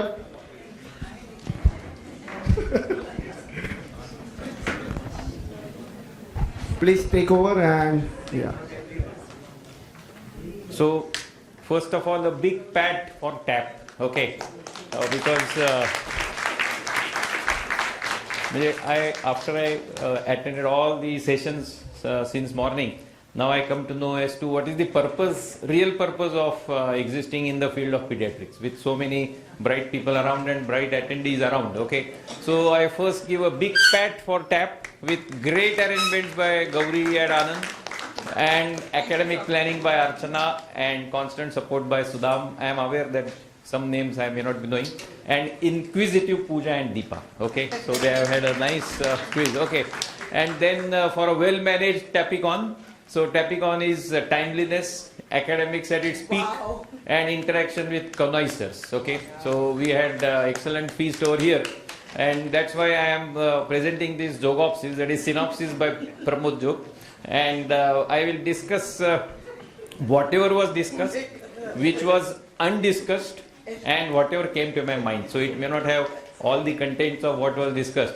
And with some jogisms from Punekar Pramod. See, पुण्यात आणि ठाण्यात common काय पुणे आणि ठाणे शेवटचा ने common आहे आणि अजून एक गोष्ट आहे की दोन्ही ठिकाणी वेड्यांचं हॉस्पिटल आहे मेंटल हॉस्पिटल त्यामुळे हे दोन्ही गावातले लोक वेडेपणा करत असतात चांगल्या बाबतीत वाईट बाबतीत वगैरे वगैरे anyway and of course you know that Pune तिथे काय होणे ठाणे तिथे पण काय होणे that is there. Okay, so usually as we start our practice, the full form of our degrees, as you know, starts changing, and MD becomes mentally dull, DNB becomes diagnosis not bothered, and FIAP becomes famous for irrational antimicrobial practices. Okay, but then with that you have to continue to be LLL, that is a lifelong learner. Okay, and that is all probably what all of you are, because still the hall is very full.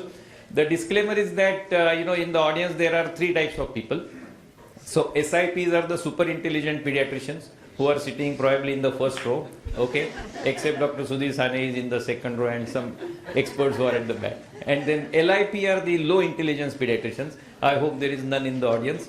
And IIP, as I told you in the morning, they are the intelligence-wise average pediatricians. That is like you and all me, okay. So I will discuss whatever I have understood, what I had understood, and flow of the entire jogopsis may not be the same as what happened, but I will just tell you how we can go about in a particular case of fever. So as you all know, fever is related to the intelligent listener. These are the interleukins, IL-1 and IL-6, Thanekars, that is TNF, and Punekars and Panvelkars, of course, with Mahesh around, and PGs. So these are prostaglandins. So these are all the pyrogens which are also present in the audience.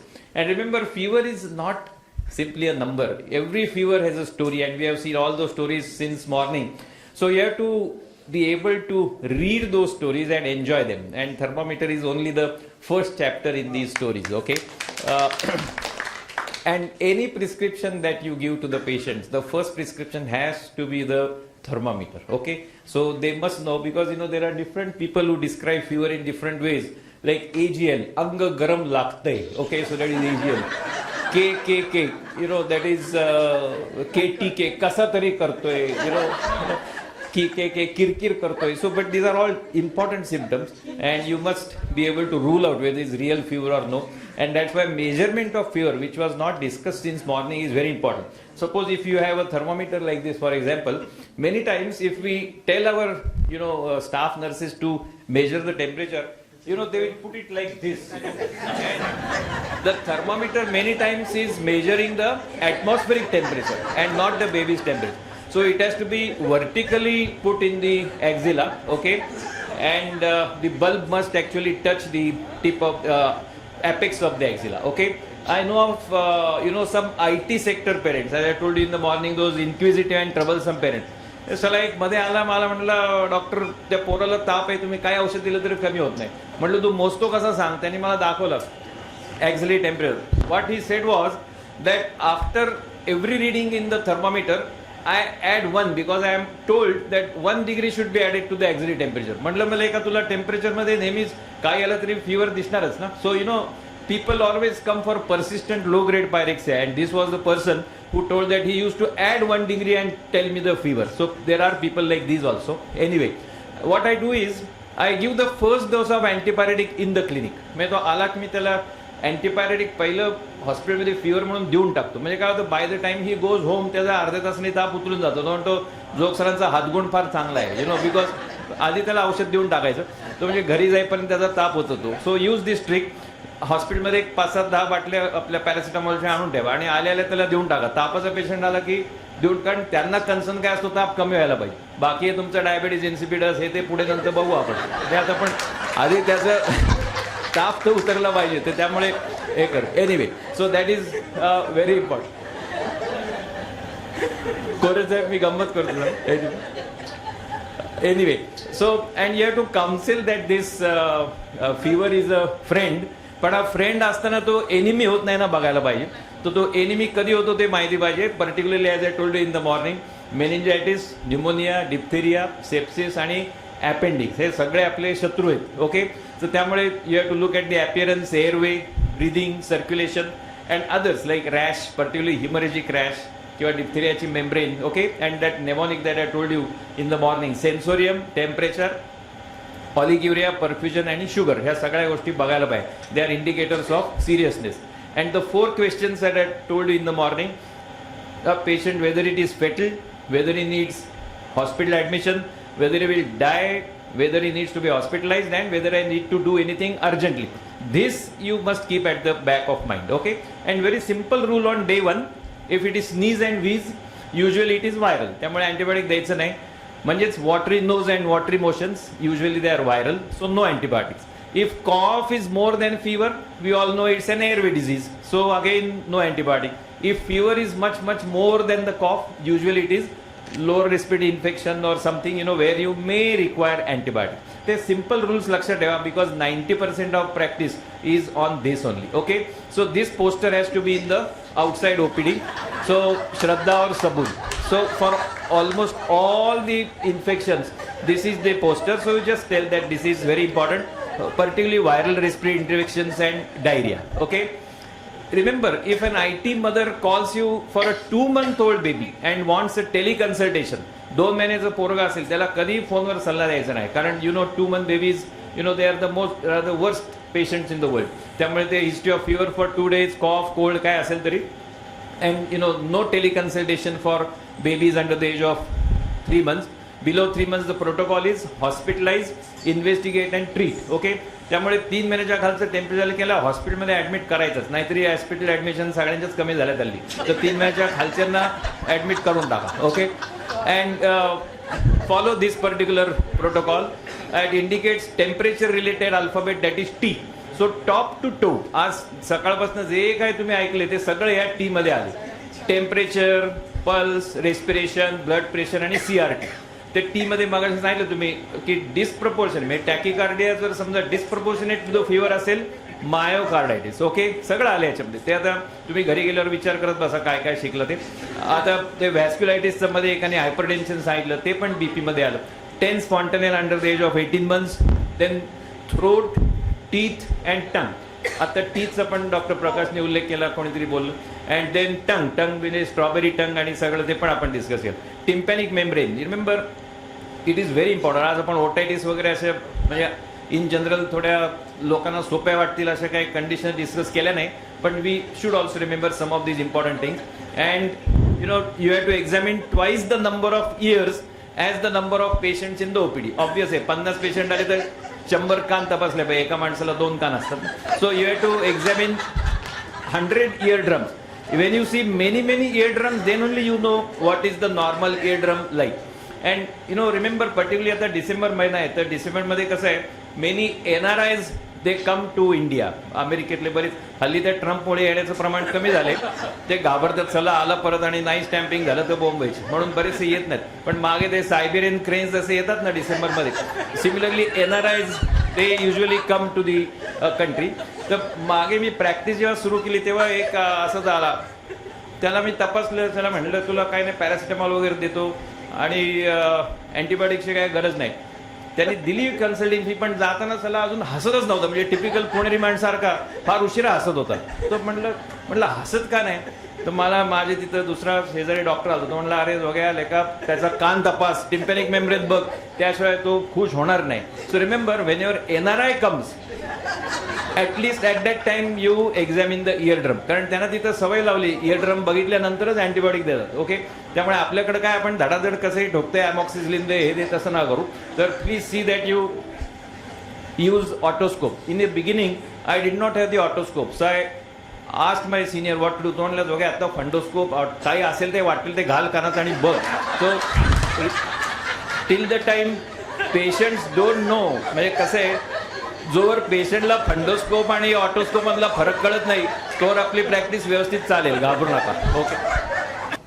Okay, anyway, what I am trying to tell you is that use the otoscope for examination of the eardrum, because the diagnosis of otitis media depends on examination of the eardrum. हे सगळं का सांगितलं की उद्या कोणी MR आला आणि म्हणलं what can I do for you, त्याला म्हणे तू चांगला ऑटोस्कोप आणून दे, त्याकडनं पेन, पेन्सिल, पॅड वगैरे मागू नका. Okay. Okay. Then next is of course the tender cervical nodes. As you know, that is the indication for giving antibiotics on day 1. Then tight neck, neck stiffness, tachypnea, tender abdomen, liver, spleen, McBurney's tenderness, Totaram, that is the name for the male genital.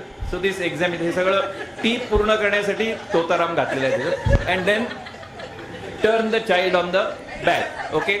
So many times what happens is that we forget to examine the back of the child. Okay. So it's like that काल परवा तुम्ही ते quiz मध्ये case घातली ती सेल्युलायटिसची. So many times you have to turn the child on the back and see, so that you do not miss cellulitis.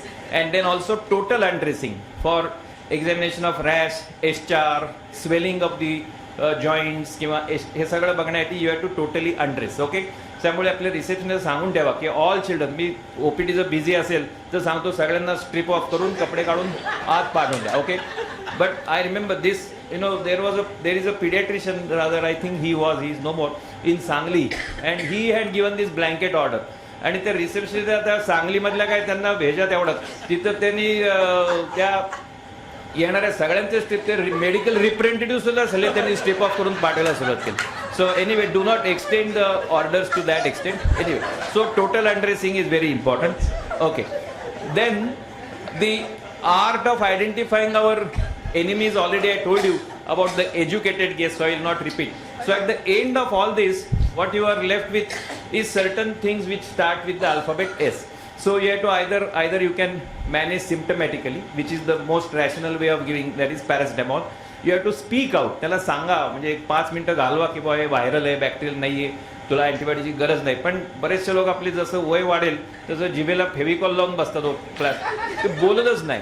मी एका लेक्चरला का तू बोलत का नाही, तो म्हणलं मला ते एकाने सांगितले ते कार्डिओलॉजिस्ट असतात तसं वागायचं. म्हणजे काय, ते बोलतच नाहीत बराच वेळ, हजर बू बू बू बू करते आणि नंतर मायोकार्डियल इन्फार्क्शन, फक्त 2च शब्द होत, ते समोरचा एकदम उडतो तोंड, अरे काय झालं, यु नो. सो असं करू नका, यू स्पीक आउट. आता कसं आहे की as you grow older many times, you know, the Broca's area जी आहे ना आपली, area number 44 on the left cortex, तिकडं असते ती स्पीक्स रिलेटेड एरिया, ती बऱ्याच जणांची श्रिंक व्हायला लागते, एक्सेप्ट फॉर द फिमेल्स, त्यांची ती एक्सपांड होत जाते. Okay, of course many of these are from my personal experience, त्यामुळे आता काय सांगत. Okay, so remember that you have to speak out, जास्ती बोला जरा. And also tell them that you see me again, re-evaluate. and when you call them for follow-up, 4-5 दिवशी आता समजा तुम्ही डेंग्यू झाला का कावासाकी डायग्नोज होत नाही, तर त्यावेळी फी घेऊ नका, किंवा I don't charge them for the first follow up, नंतर पुन्हा तेवढीच फी घेतो. म्हणजे दुसऱ्या वेळी का घेत नाही, म्हणजे आय एम लर्निंग, मी ती गुरुदक्षिणा आहे, म्हणजे तो गुरु म्हणजे माझा पेशंट, त्याला मी पहिली सल्ला फी फुकट दिल्यासारखे देऊन टाक. नाहीतर काय होतं, 4-5 दिवशी जर तुम्ही त्याला फी घेणार म्हटल्यावर म्हणले त्याला आता पहिले 1000 रुपये घेतले, पुन्हा किती घेणार, तो पुढेरी माणूस तर 100 वेळा विचार करतो, त्यामुळे ते येत नाहीत. त्यामुळे 4-5 दिवशी फी घेऊ नका, so that you will get more patients and you will learn better. हे सगळे प्रॉब्लेम तुम्ही बघितले का, तिसऱ्या दिवसापर्यंत येत नाहीत, 4-5 दिवस राहिला की मग हळूहळू मग इंटरिक आहे का, अजून हे आहे का, PO आहे का, पुढं सगळं जातं. त्यामुळे पहिला फॉलोअप फार महत्त्वाचा आहे फीवरमध्ये, रिमेंबर दॅट. ओके, बघा जमलं तर करता आलं तर. Okay, then either you can send them to pathologist or investigate. Irrational म्हणजे सलाईन लावून हॉस्पिटलमध्ये ॲडमिट करायचं, इररॅशनल. ओके, स्टार्टिंग अँटीबायोटिक, इररॅशनल, हे सगळे ऑप्शन देऊन ठेवलेत, पण हे तुम्हाला योग्य वाटेल ते वापरा. Okay, and then there is very important thing, is art of giving right antibiotic. ते तर तुम्हाला माहितीच आहे, paracetamol is the best and we have decided in the morning mef टाळ, बरोबर. ओके, सो मेफेनॅमिक ॲसिड टाळायचं. Okay, then remember this mistake related to paracetamol. 100 milligrams in 1 ml, 120 in 5 ml, 240 in 5 ml, 125 in 5 ml, 250 in 5 ml, 500 in 5 ml. किती गोंधळ आहे. त्यामुळे एक कुठला तरी ब्रँड आहे तो बरोबर तुम्ही पाळा. Okay, then remember there are certain situations on day 1, 2 and day 3 of fever which are called as shake hand situations. म्हणजे bronchiolitis आहे, fever with urine showing 3 or 4 pus cells, fever with rash, acute watery diarrhea, मगाशी acute watery nose, हे सगळं जे these are indications where antibiotics are not to be given. आणि हे follow करा. आता तुम्ही नाही म्हणता सगळे हळूहळू सिनियर झाले, तर आता थोडी प्रॅक्टिस कमी पडली, अँटीबायोटिक दिले नाही तर काय बिघडत नाही. ओके, बघा 4-5 दिवस नाही दिलं तर येईल परत, पहिल्यांदा येतो पेशंट, दुसऱ्या-तिसऱ्या वेळेला मग जातो इकडून तिकडं, पण निदान पहिल्या वेळेला तरी येईल तुमच्याकडे. अँटीबायोटिक दिली नाही तर काही फरक पडत नाही, तुमच्या लक्षात येईल. तुम्हाला एकदा लक्ष झालं की मग तुम्ही हळूहळू कमी करा. Now the most important is day 3. Okay, so there this temperature chart is very important. त्याला सांगायचं, तो ताप उतरत नाही म्हणून सगळेच कटकट करत येतात.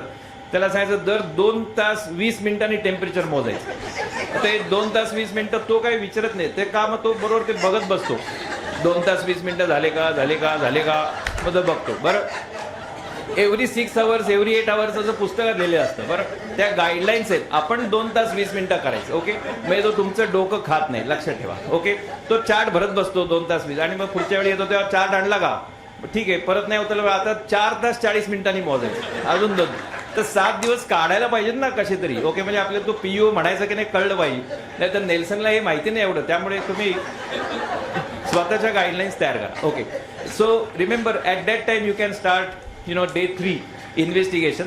आणि नेहमीची इन्व्हेस्टिगेशन हिमोग्राम, आपलं हे जर डेंग्यूचा सीझन असेल तर NS1, आणि आपलं चेस्ट एक्सरे आणि आपलं हे बाकी CBC. ओके, तर या सगळ्या 2-3 बेसिक इन्व्हेस्टिगेशन 3 दिवस झाल्यानंतर करायला काही हरकत नाही.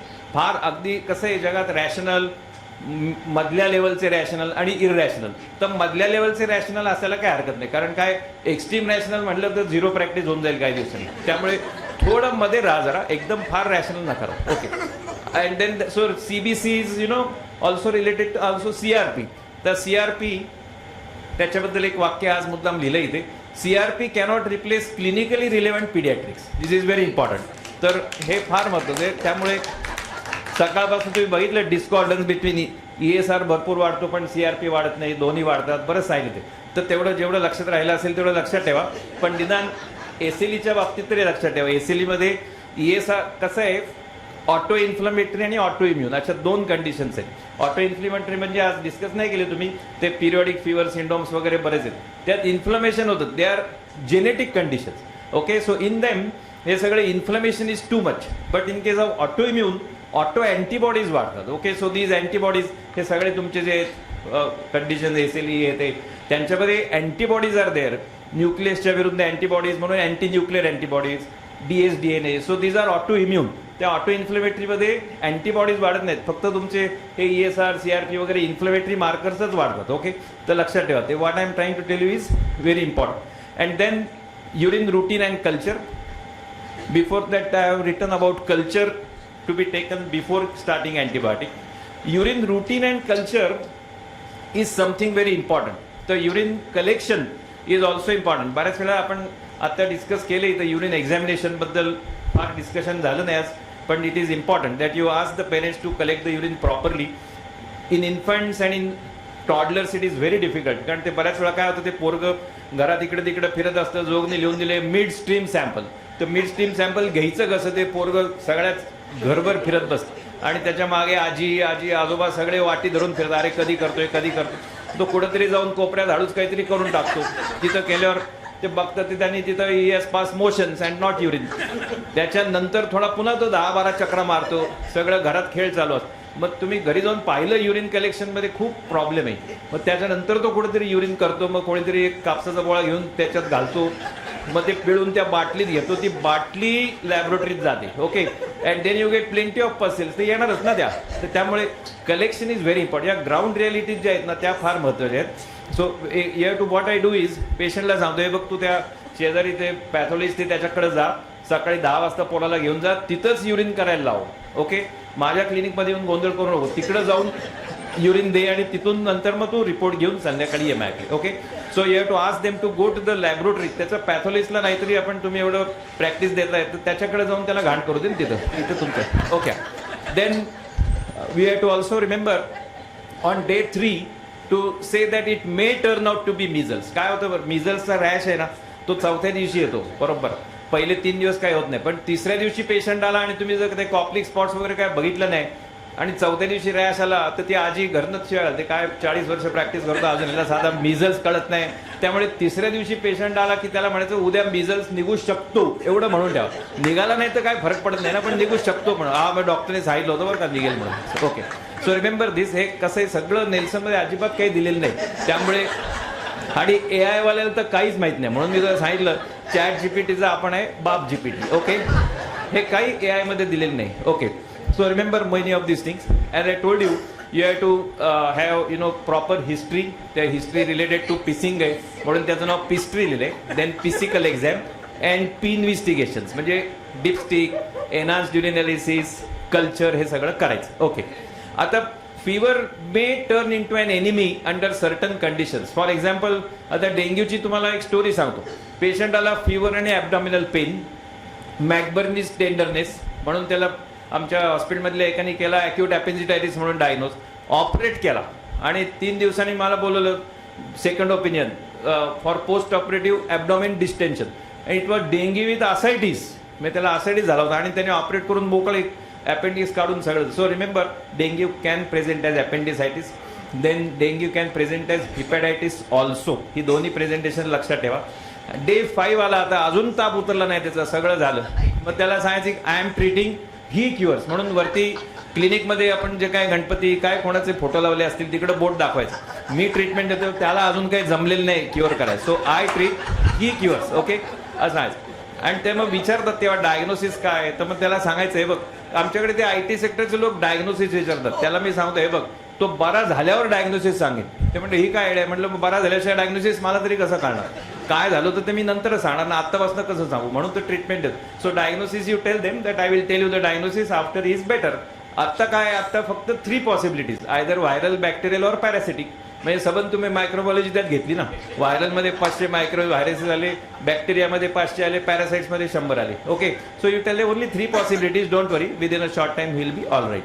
ते डे 5 ला असं सांगायचं. पेशंटला कसं सांगायचं ते मी सांगतोय तुम्हाला, म्हणून तुम्ही वापरू शकता. तर 5व्या दिवशी many times you get the culture report. So you are in the washroom, so you start shouting Eureka, Eureka, Salmonella typhi positive positive करून, पण आर्किमिडीज बाहेर आला तसं येऊ नका. तुम्ही मे बी तुम्हाला कोणी सांगितलं की साल्मोनेला पॉझिटिव्ह, तर म्हणायचं ठीक आहे एंटेरिक फिवर. आता you should know that there are certain thing. आता 5व्या दिवसानंतर खरी स्टोरी सुरू होते फिवरची.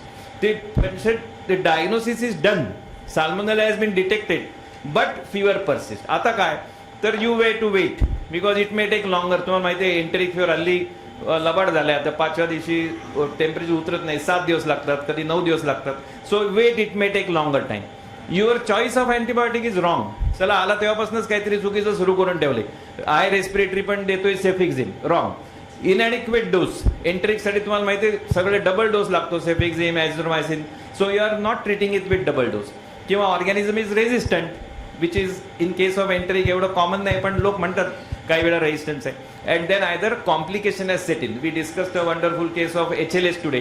ते HLS can occur in dengue, enteric, even in scrub typhus. Okay so that might have happen. और तुमचे मागे पायोजेनिक मेनिंजायटिस व्हायला लागला, हळूहळू रिकवर, पण ताप उतरत नाही. Why? Subdural effusion. Okay so remember that diagnosis is done but the fever is persistent. So remember these are the possibilities. हे तुम्ही लक्षात ठेवा. Other thing is it is not diagnosed at all. अजून diagnosis झालेलं नाही. तर याच्यामध्ये there could be 3 possibilities under that. So if not diagnose there could be some localisation developing. Liver आहे, स्प्लीन आहे, काहीतरी डेव्हलप होते. और localisation is evolving as in case of Kawasaki. Actually Kawasaki we discussed in the morning, पण खरी कावासाकीची story कशी आहे? 4-year-old child, he visits the general practitioner for fever for 5 days. आपण सकाळी 5 days का 3 days वर डिस्कस केलं, that's okay. Then he develops a cervical node. मग त्याला कोणीतरी ॲमॉक्सिलिन किंवा ॲमॉक्सिक्लॅव देते. डे 7 पर्यंत जातो, मग त्याला फिवर तर अजून चालू आहे. Then now somebody notices that the eyes are red. Then he goes to the ophthalmologist. Then he gives the eye drops. Day 9 gets the skin rash. Gets back to the GP. He says that it's a drug rash. Then day 11 he gets convulsion. Then sepsis is diagnosed. And then this is like a story of the blind man and the elephant. Ultimately it turns out to be KD. So this is development of symptoms in series. Okay. हळूहळू एक एक चाल. That is why पहिल्यांदाच पेशंटला सांगायचं बघ काही Kawasaki जर का कंडिशन्स आहेत, मीच त्याला रोज पाहिलं पाहिजे. म्हणून तू डॉक्टर पेडियाट्रिशियन बदलू नको. तो म्हणेल का मी दुसरीकडे जातो, असं नाही. तुझं काय पोराची प्रोग्रेस आहे ती मलाच पाहायला पाहिजे. That is why you should continue to come to me, असं त्याला सांगायचं. Okay so you know that there is a short form called CREAM, CREAM, which includes all the features of Kawasaki: conjunctivitis, rash, edema, adenopathy, and mucosal involvement. And in the morning, Vijay told us that in infants, it is likely to be incomplete. म्हणजे सगळे 5च्या 5 दिसत नाहीत, काही कमी असतात. But you have to remember it still could be Kawasaki, and that's why you have to intensify the therapy. Okay, and then we knew some lessons we learned in the morning. त्यातला मला सगळ्यात महत्त्वाचं असं वाटतं की the spontaneous resolution of fever. म्हणजे 7 दिवस झाले आणि त्याचं टेम्परेचर उतरलं, it should not be regarded that KD has been excluded. झाला आता बरा झाला असं नाही. सो कंटिन्यू, कारण त्या सकाळी पेशंट दाखवलं ना त्यांनी, 15 दिवस झाले, त्याच्यानंतर त्याला फेशियल पाल्सी झाली. Okay so even at that time you can diagnose and you can give this IVIG and others. Okay so then there is certain thing where we did not discuss much about rash today, so I thought it is worthwhile to tell you this short mnemonic. Very sick persons must take double treatment. Okay, hey mnemonic कशासाठी सांगितले? fever आहे, rash on day 1 of fever, that is varicella, very. Rash with fever with rash on day 2, that is scarlet fever. Rash particularly on day 3 of fever is pox. आता pox तर गेला, small pox गेला. And I told you that measles, M, rash appears on 4th day of fever. Then T is typhus. Then rash on the 6th day of fever is dengue. And rash on the 7th day is typhoid. हे असं ओढीने जात हे तर सगळं अगदी तंतोतंत असं बरोबरच असेल exactly असं नाही बट रिमेंबर रफली this is the sequence okay and then this is sinusitis there you must remember the name is Sonu Shemde because there is name. So nasal discharge which is thick and mucopurulent. So here you have to remember that there is a post nasal drip persistent for 10 to 14 days and that's why you must treat for long time. Okay, so your judgment should be like a CID where clinical judgment and investigations will lead to the diagnosis. While doing this, avoid unnecessary CT scans. C च्या मध्ये U टाकलेला आहे CT मध्ये. So remember that you avoid unnecessary CT scans and mutually rewarding investigations like MRI. Okay, गरज नसताना उगाच काहीतरी करायला पाठवू नका. Okay, now when the fever continues for more than 7 days and it is still undiagnosed, आपण ओळीने बघतोय त्यामुळे पहिल्या दिवसापासून चालले आता. सो डे 5 ला आपण बघितलं त्याला आता काय नाही. त्याच्यानंतर either it is diagnosed or undiagnosed. Undiagnosed मध्ये diagnosis was evolving as in Kawasaki. Now it is 7 days and still the diagnosis is not done. So the busy pediatrician will keep scratching the unupdated gray matter. Okay, so he doesn't know what to do. But remember that if you are the third pediatrician to which the patient is coming, then you are a lucky pediatrician. कारण पहिल्या 1-2 वेळेला काय तो pediatrician कडे जातो पण as he is not happy, now he has come to you. Now you must take the full advantage. And at that time, as we discussed in the morning, you should hospitalize. Why you should hospitalize? Because then you can investigate better, you can talk to them better, you can get additional history, the residents and the assistants can give few points, the mind is fresh, त्यांचं mind fresh असतं. तुम्हाला पण रोज सकाळी राऊंडला तर तेव्हा नवीन गोष्टी कळतात. You know the pattern of fever, you can examine at the height of fever, you know that juvenile onset idiopathic arthritis etc. they are usually seen at the peak of temperature. Okay, and you can get new signs on daily examination.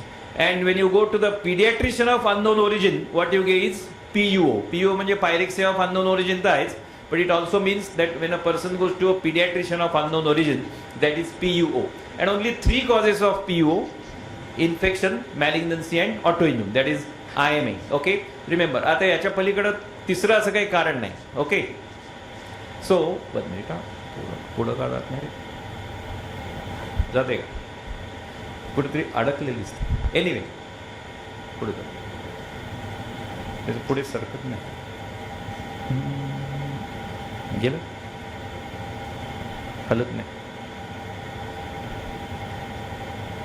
Okay, so after 7 days now you should go to the news channel and say उघडा डोळे बघा NEET. Okay, लावा हात तपासा नीट. That is after 7 days. आता pattern recognition कळलं. So that is the area of doctor Kore. Okay, so now you have to look out for 3 patterns, whether it is autoimmune, whether it is malignancy or so. So autoimmune, as he has been telling you since morning, high fever at the onset without localization, more than 4 to 5 days, rhythmic, mostly 2 peaks in a day with intervening normal period. बरोबर आहे ना कोरे? Okay, later on evanescent skin rash, arthritis, mouth ulcers, nail abnormalities वगैरे. This is a pattern. म्हणजे असा आहे बुवा ही व्यक्ती अशी दिसते, हा एक पॅटर्न आहे. तसा असलं की त्या पॅटर्न मध्ये त्याला घालून टाका, बाकी अजून त्याचे डिटेल्स नंतर बघत बस. दुसरा, post infection immune or toxin mediated. So persistent fever with hepatosplenomegaly beyond control of primary infection. म्हणजे समजा तुमचा HLH आहे, त्याला एंटरिक किंवा डेंग्यू फीवर त्याचा कमीच होत नाही. ओके, 7व्या दिवसापासून त्या पेशंटला मग तो सिरियस झाला, त्याचा शॉकी लागायला लागला, त्याचा पॅनसायटोपिनिया झाला, हे सगळं झालं. सो that is a different development. म्हणजे मूळ इन्फेक्शन राहिलं बाजूला आणि HLH सुरू झालं. आणि malignancy, that is simple actually, म्हणजे to diagnose persistence of fever with pallor, purpura, lymph nodes, as we discussed neuroblastoma also. So you have to remember that there could be often even metastasis also in bones. Okay, so at this stage you have to follow certain do's and don'ts. So avoid long acting antipyretics. Don't give nimesulide and here because they will mask the progression of fever. Never use steroids, that we have seen in many of the cases. Consider stopping all antibiotics so that you know what is the fresh look, and do head to toe search. So there is a follow-up protocol. आता हे सगळं आपलं चाललंय. Fever going on longer time, 7 days, 10 days. So good temperature chart. Look for development of lymph nodes, fresh onset of rash, meningeal signs, new appearance of murmur, and then do investigations like hemogram, culture sensitivity, and chest X-ray. Okay, there is something which is called vasculitis. We did not discuss much today, but I thought it is better that to know that a child with vasculitis can come with PUO or cutaneous features like rash, gangrene, or infarct, nodules, hypertension. Remember, a child with hypertension with fever, always never think of any infective etiology.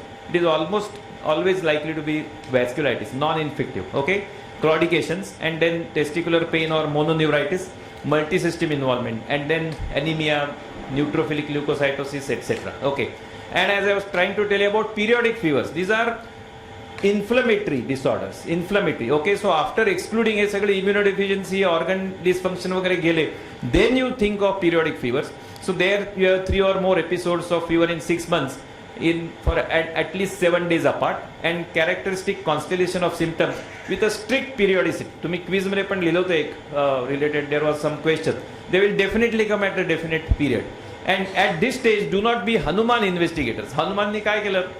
सगळा द्रोणागिरी उचलून आला. When he wanted to cure unconscious Lakshmana, तुम्हाला काय पाहिजे ती test घ्या, haemogram का, CRP, x ray chest, urine, blood culture, काय सगळे इन्व्हेस्टिगेशन नाही करायचे. You have to do it step wise. सकाळी त्यांनी एका प्लॅनर आपल्या सेशनमध्ये सांगितलं, tier based investigation for persistent fever. एक स्लाइड दाखवली होती. So remember that it is a step wise, individualise. त्या पेशंटला काय पाहिजे, case to case, no predetermined list, non-invasive test before invasive. The tempo of the investigation should be proportionate to the tempo of disease, and it should be based on your knowledge and wisdom. Knowledge and wisdom मध्ये फरक आहे. To know that tomato is a fruit is a knowledge, but not to use tomato in the fruit salad is wisdom. Okay, ते लक्षात ठेवा. Okay, so don't be Hanuman investigators. And then antibiotics, they are grossly overused. You have to remember that they unnecessarily increase the treatment and cause burden. Then the drug-related side effects are also seen.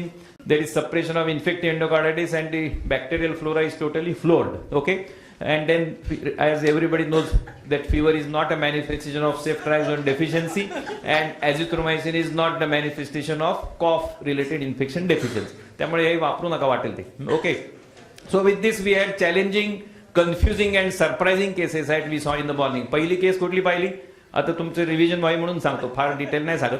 Acute pyogenic pericarditis, where history and examination are important, but investigations at right time are also important. That is what we were told. Number 2, acute lymphoblastic leukemia. So we were told, whether it was malignancy all along and we missed it, or whether it was Kukuchi disease, which to start and then later on developed into malignancy. Third one was HLH in a child with that ceftriaxone resistant salmonella.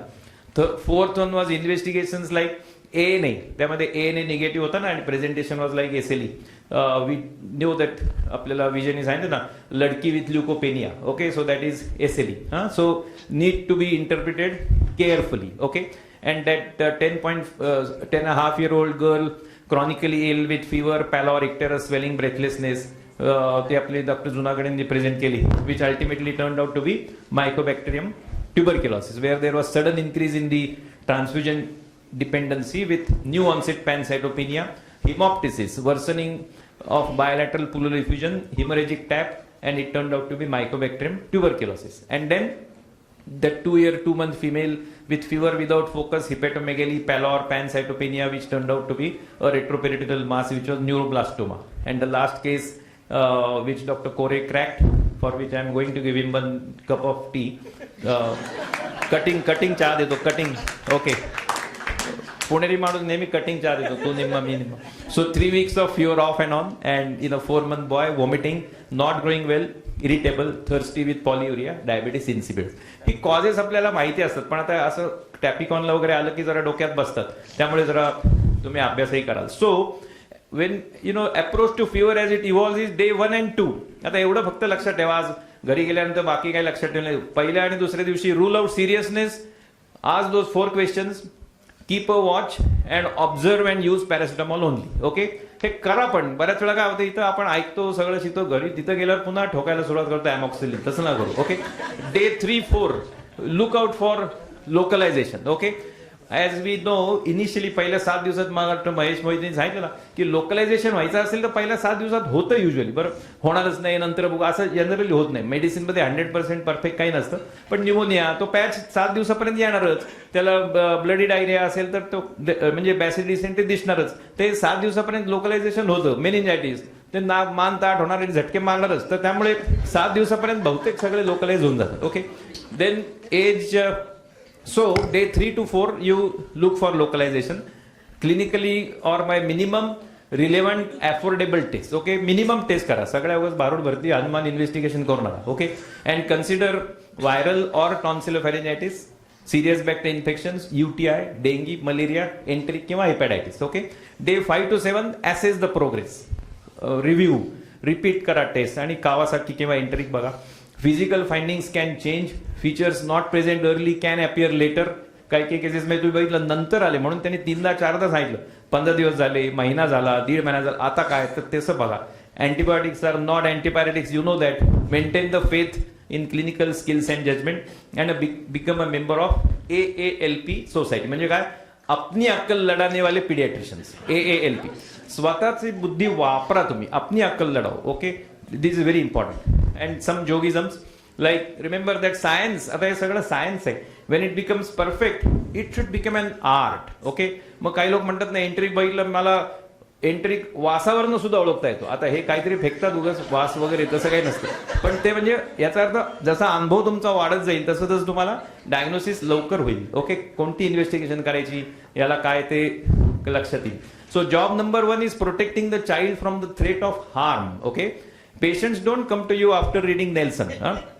त्यांनी सगळे, आता माझ्या गाडीमध्ये नेहमी नेल्सनचे 2 volume असतात. त्याला ते कशासाठी ठेवलेत की नेल्सन मी वाचलं पाहिजे, पेशंट काय नेल्सन वाचून येणार नाही. Okay, so remember that after attending TAPICON त्याला पेशंट काय टॅपिकॉनला येत नाही, तो तुम्ही गेल्यानंतर त्याला you have to see that whatever you learn your you apply there. And fever is rarely straight but our thinking must be straight. Okay, very important. And आता कधी कधी लोक विचारतात ताप भयंकर आलाय, टेलिफोनवर ॲडवाईस विचारतात. Remember the only advice on telephone is water. ताप आला तरी टेपिड स्पॉन्जिंग विथ वॉटर. खोकला झाला तरी कोमट पाण्यामध्ये लिंबू किंवा किंवा तुळस रस वगैरे घालून. आणि तुमच्या बाकी याला जुलाब उलट्याला तर ORS म्हणजे ओव्हल रिॲडिशन सोल्युशन म्हणजे वॉटरच आहे. So only telephonic advice is water. बाकी त्याला कुठलेही औषध फोनवर सांगायचं नाही. तो दवाखान्यात घेऊन आला नाही, पेशंट बुडला तरी चालेल, पण त्याला फोनवरती वाटेल ते सल्ले देऊ नका. Okay, only water.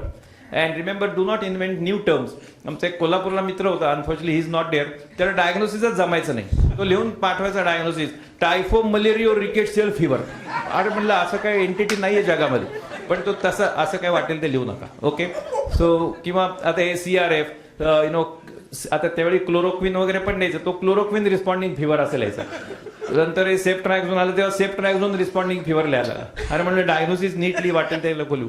Okay, so with this, as I told you, the meaning of the degrees will change. You will become MD, but MD means one who makes a diagnosis and documents. Document, तुम्ही document काय झाले त्याला असं वाटतंय मला ते लिहा. बरं, समजा काही समजलं तर लिहा IDK म्हणजे आय डोंट नो, किंवा GOK गॉड ओनली नोज, काही लिहा तुम्ही पण लिहा. तर मी असं मागे बऱ्याच वेळा GOK लिहायचो, कंटाळाला. ते माझ्या रिसेप्शनला कळले सारखं GOK लिहितंय म्हणजे काय भानगडे. म्हणलं आता मला कळेना काय करावं. मग शेवटी मी आता हल्ली वेगळा शॉर्ट फॉर्म लिहितो, DUR, डायग्नोसिस अंडर रिव्हिजन. म्हणजे आजचं डायग्नोसिस इथे मी उद्या रिवाईज करू शकेन. ओके, मी अजून तो शॉर्ट फॉर्म तिला सांगितलं नाही. तर ठाण्यात तुम्ही काय माझी कॉम्पिटिशन नाही प्रॅक्टिसमध्ये म्हणून तुम्हाला सांगितलं. तर anyway, so that is remember what you should remember is that document what you know. So if you write I don't know on day 1, then on day 5 you know that you did not know anything on day 1. Okay, तुम्हाला माहिती पाहिजे कारण एवढ्या busy practice मध्ये नाही तर तुम्हाला विसरून जाल. So document the diagnosis, decide the narrowest and the best. सगळं कुठलं बेस्ट अँटीबायोटिक आहे तेवढंच त्याला द्यायचं, बाकी नाही द्यायचं. And then remember you have to be famous for intelligent antimicrobial practices. मग याचे शॉर्ट फॉर्म काय झाले, MD, DNB, FIAP. तर एका गावामध्ये एक असा माणूस होता, तो त्याला एक विद्या यायची. He was an expert who use to hit exactly in the centre of a circle and he was very proud of it. तर once he goes outside the town and in another village and he sees many circles with arrow in the center of a circle. So he gets puzzled, sir, who is this person who has same art as I have?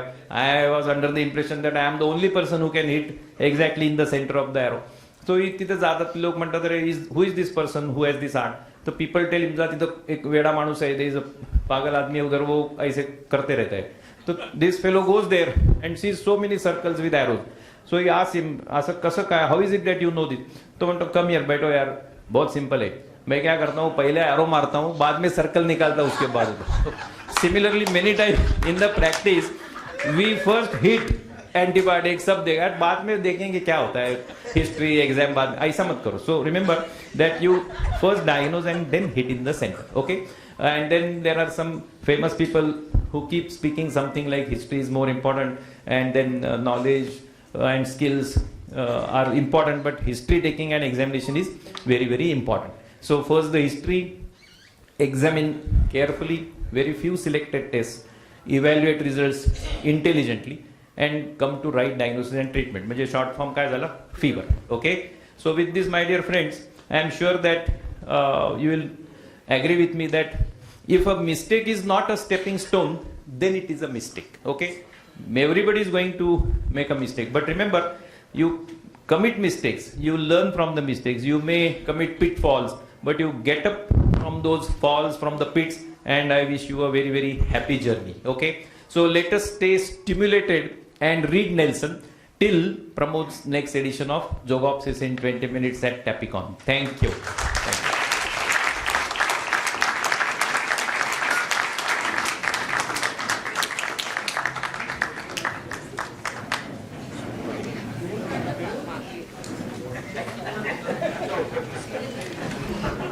Thank you, Dr. Zog sir. It was an amazing session. I kindly request Dr. Anand Bedekar, Secretary TAP, to please give the vote of thanks. Okay.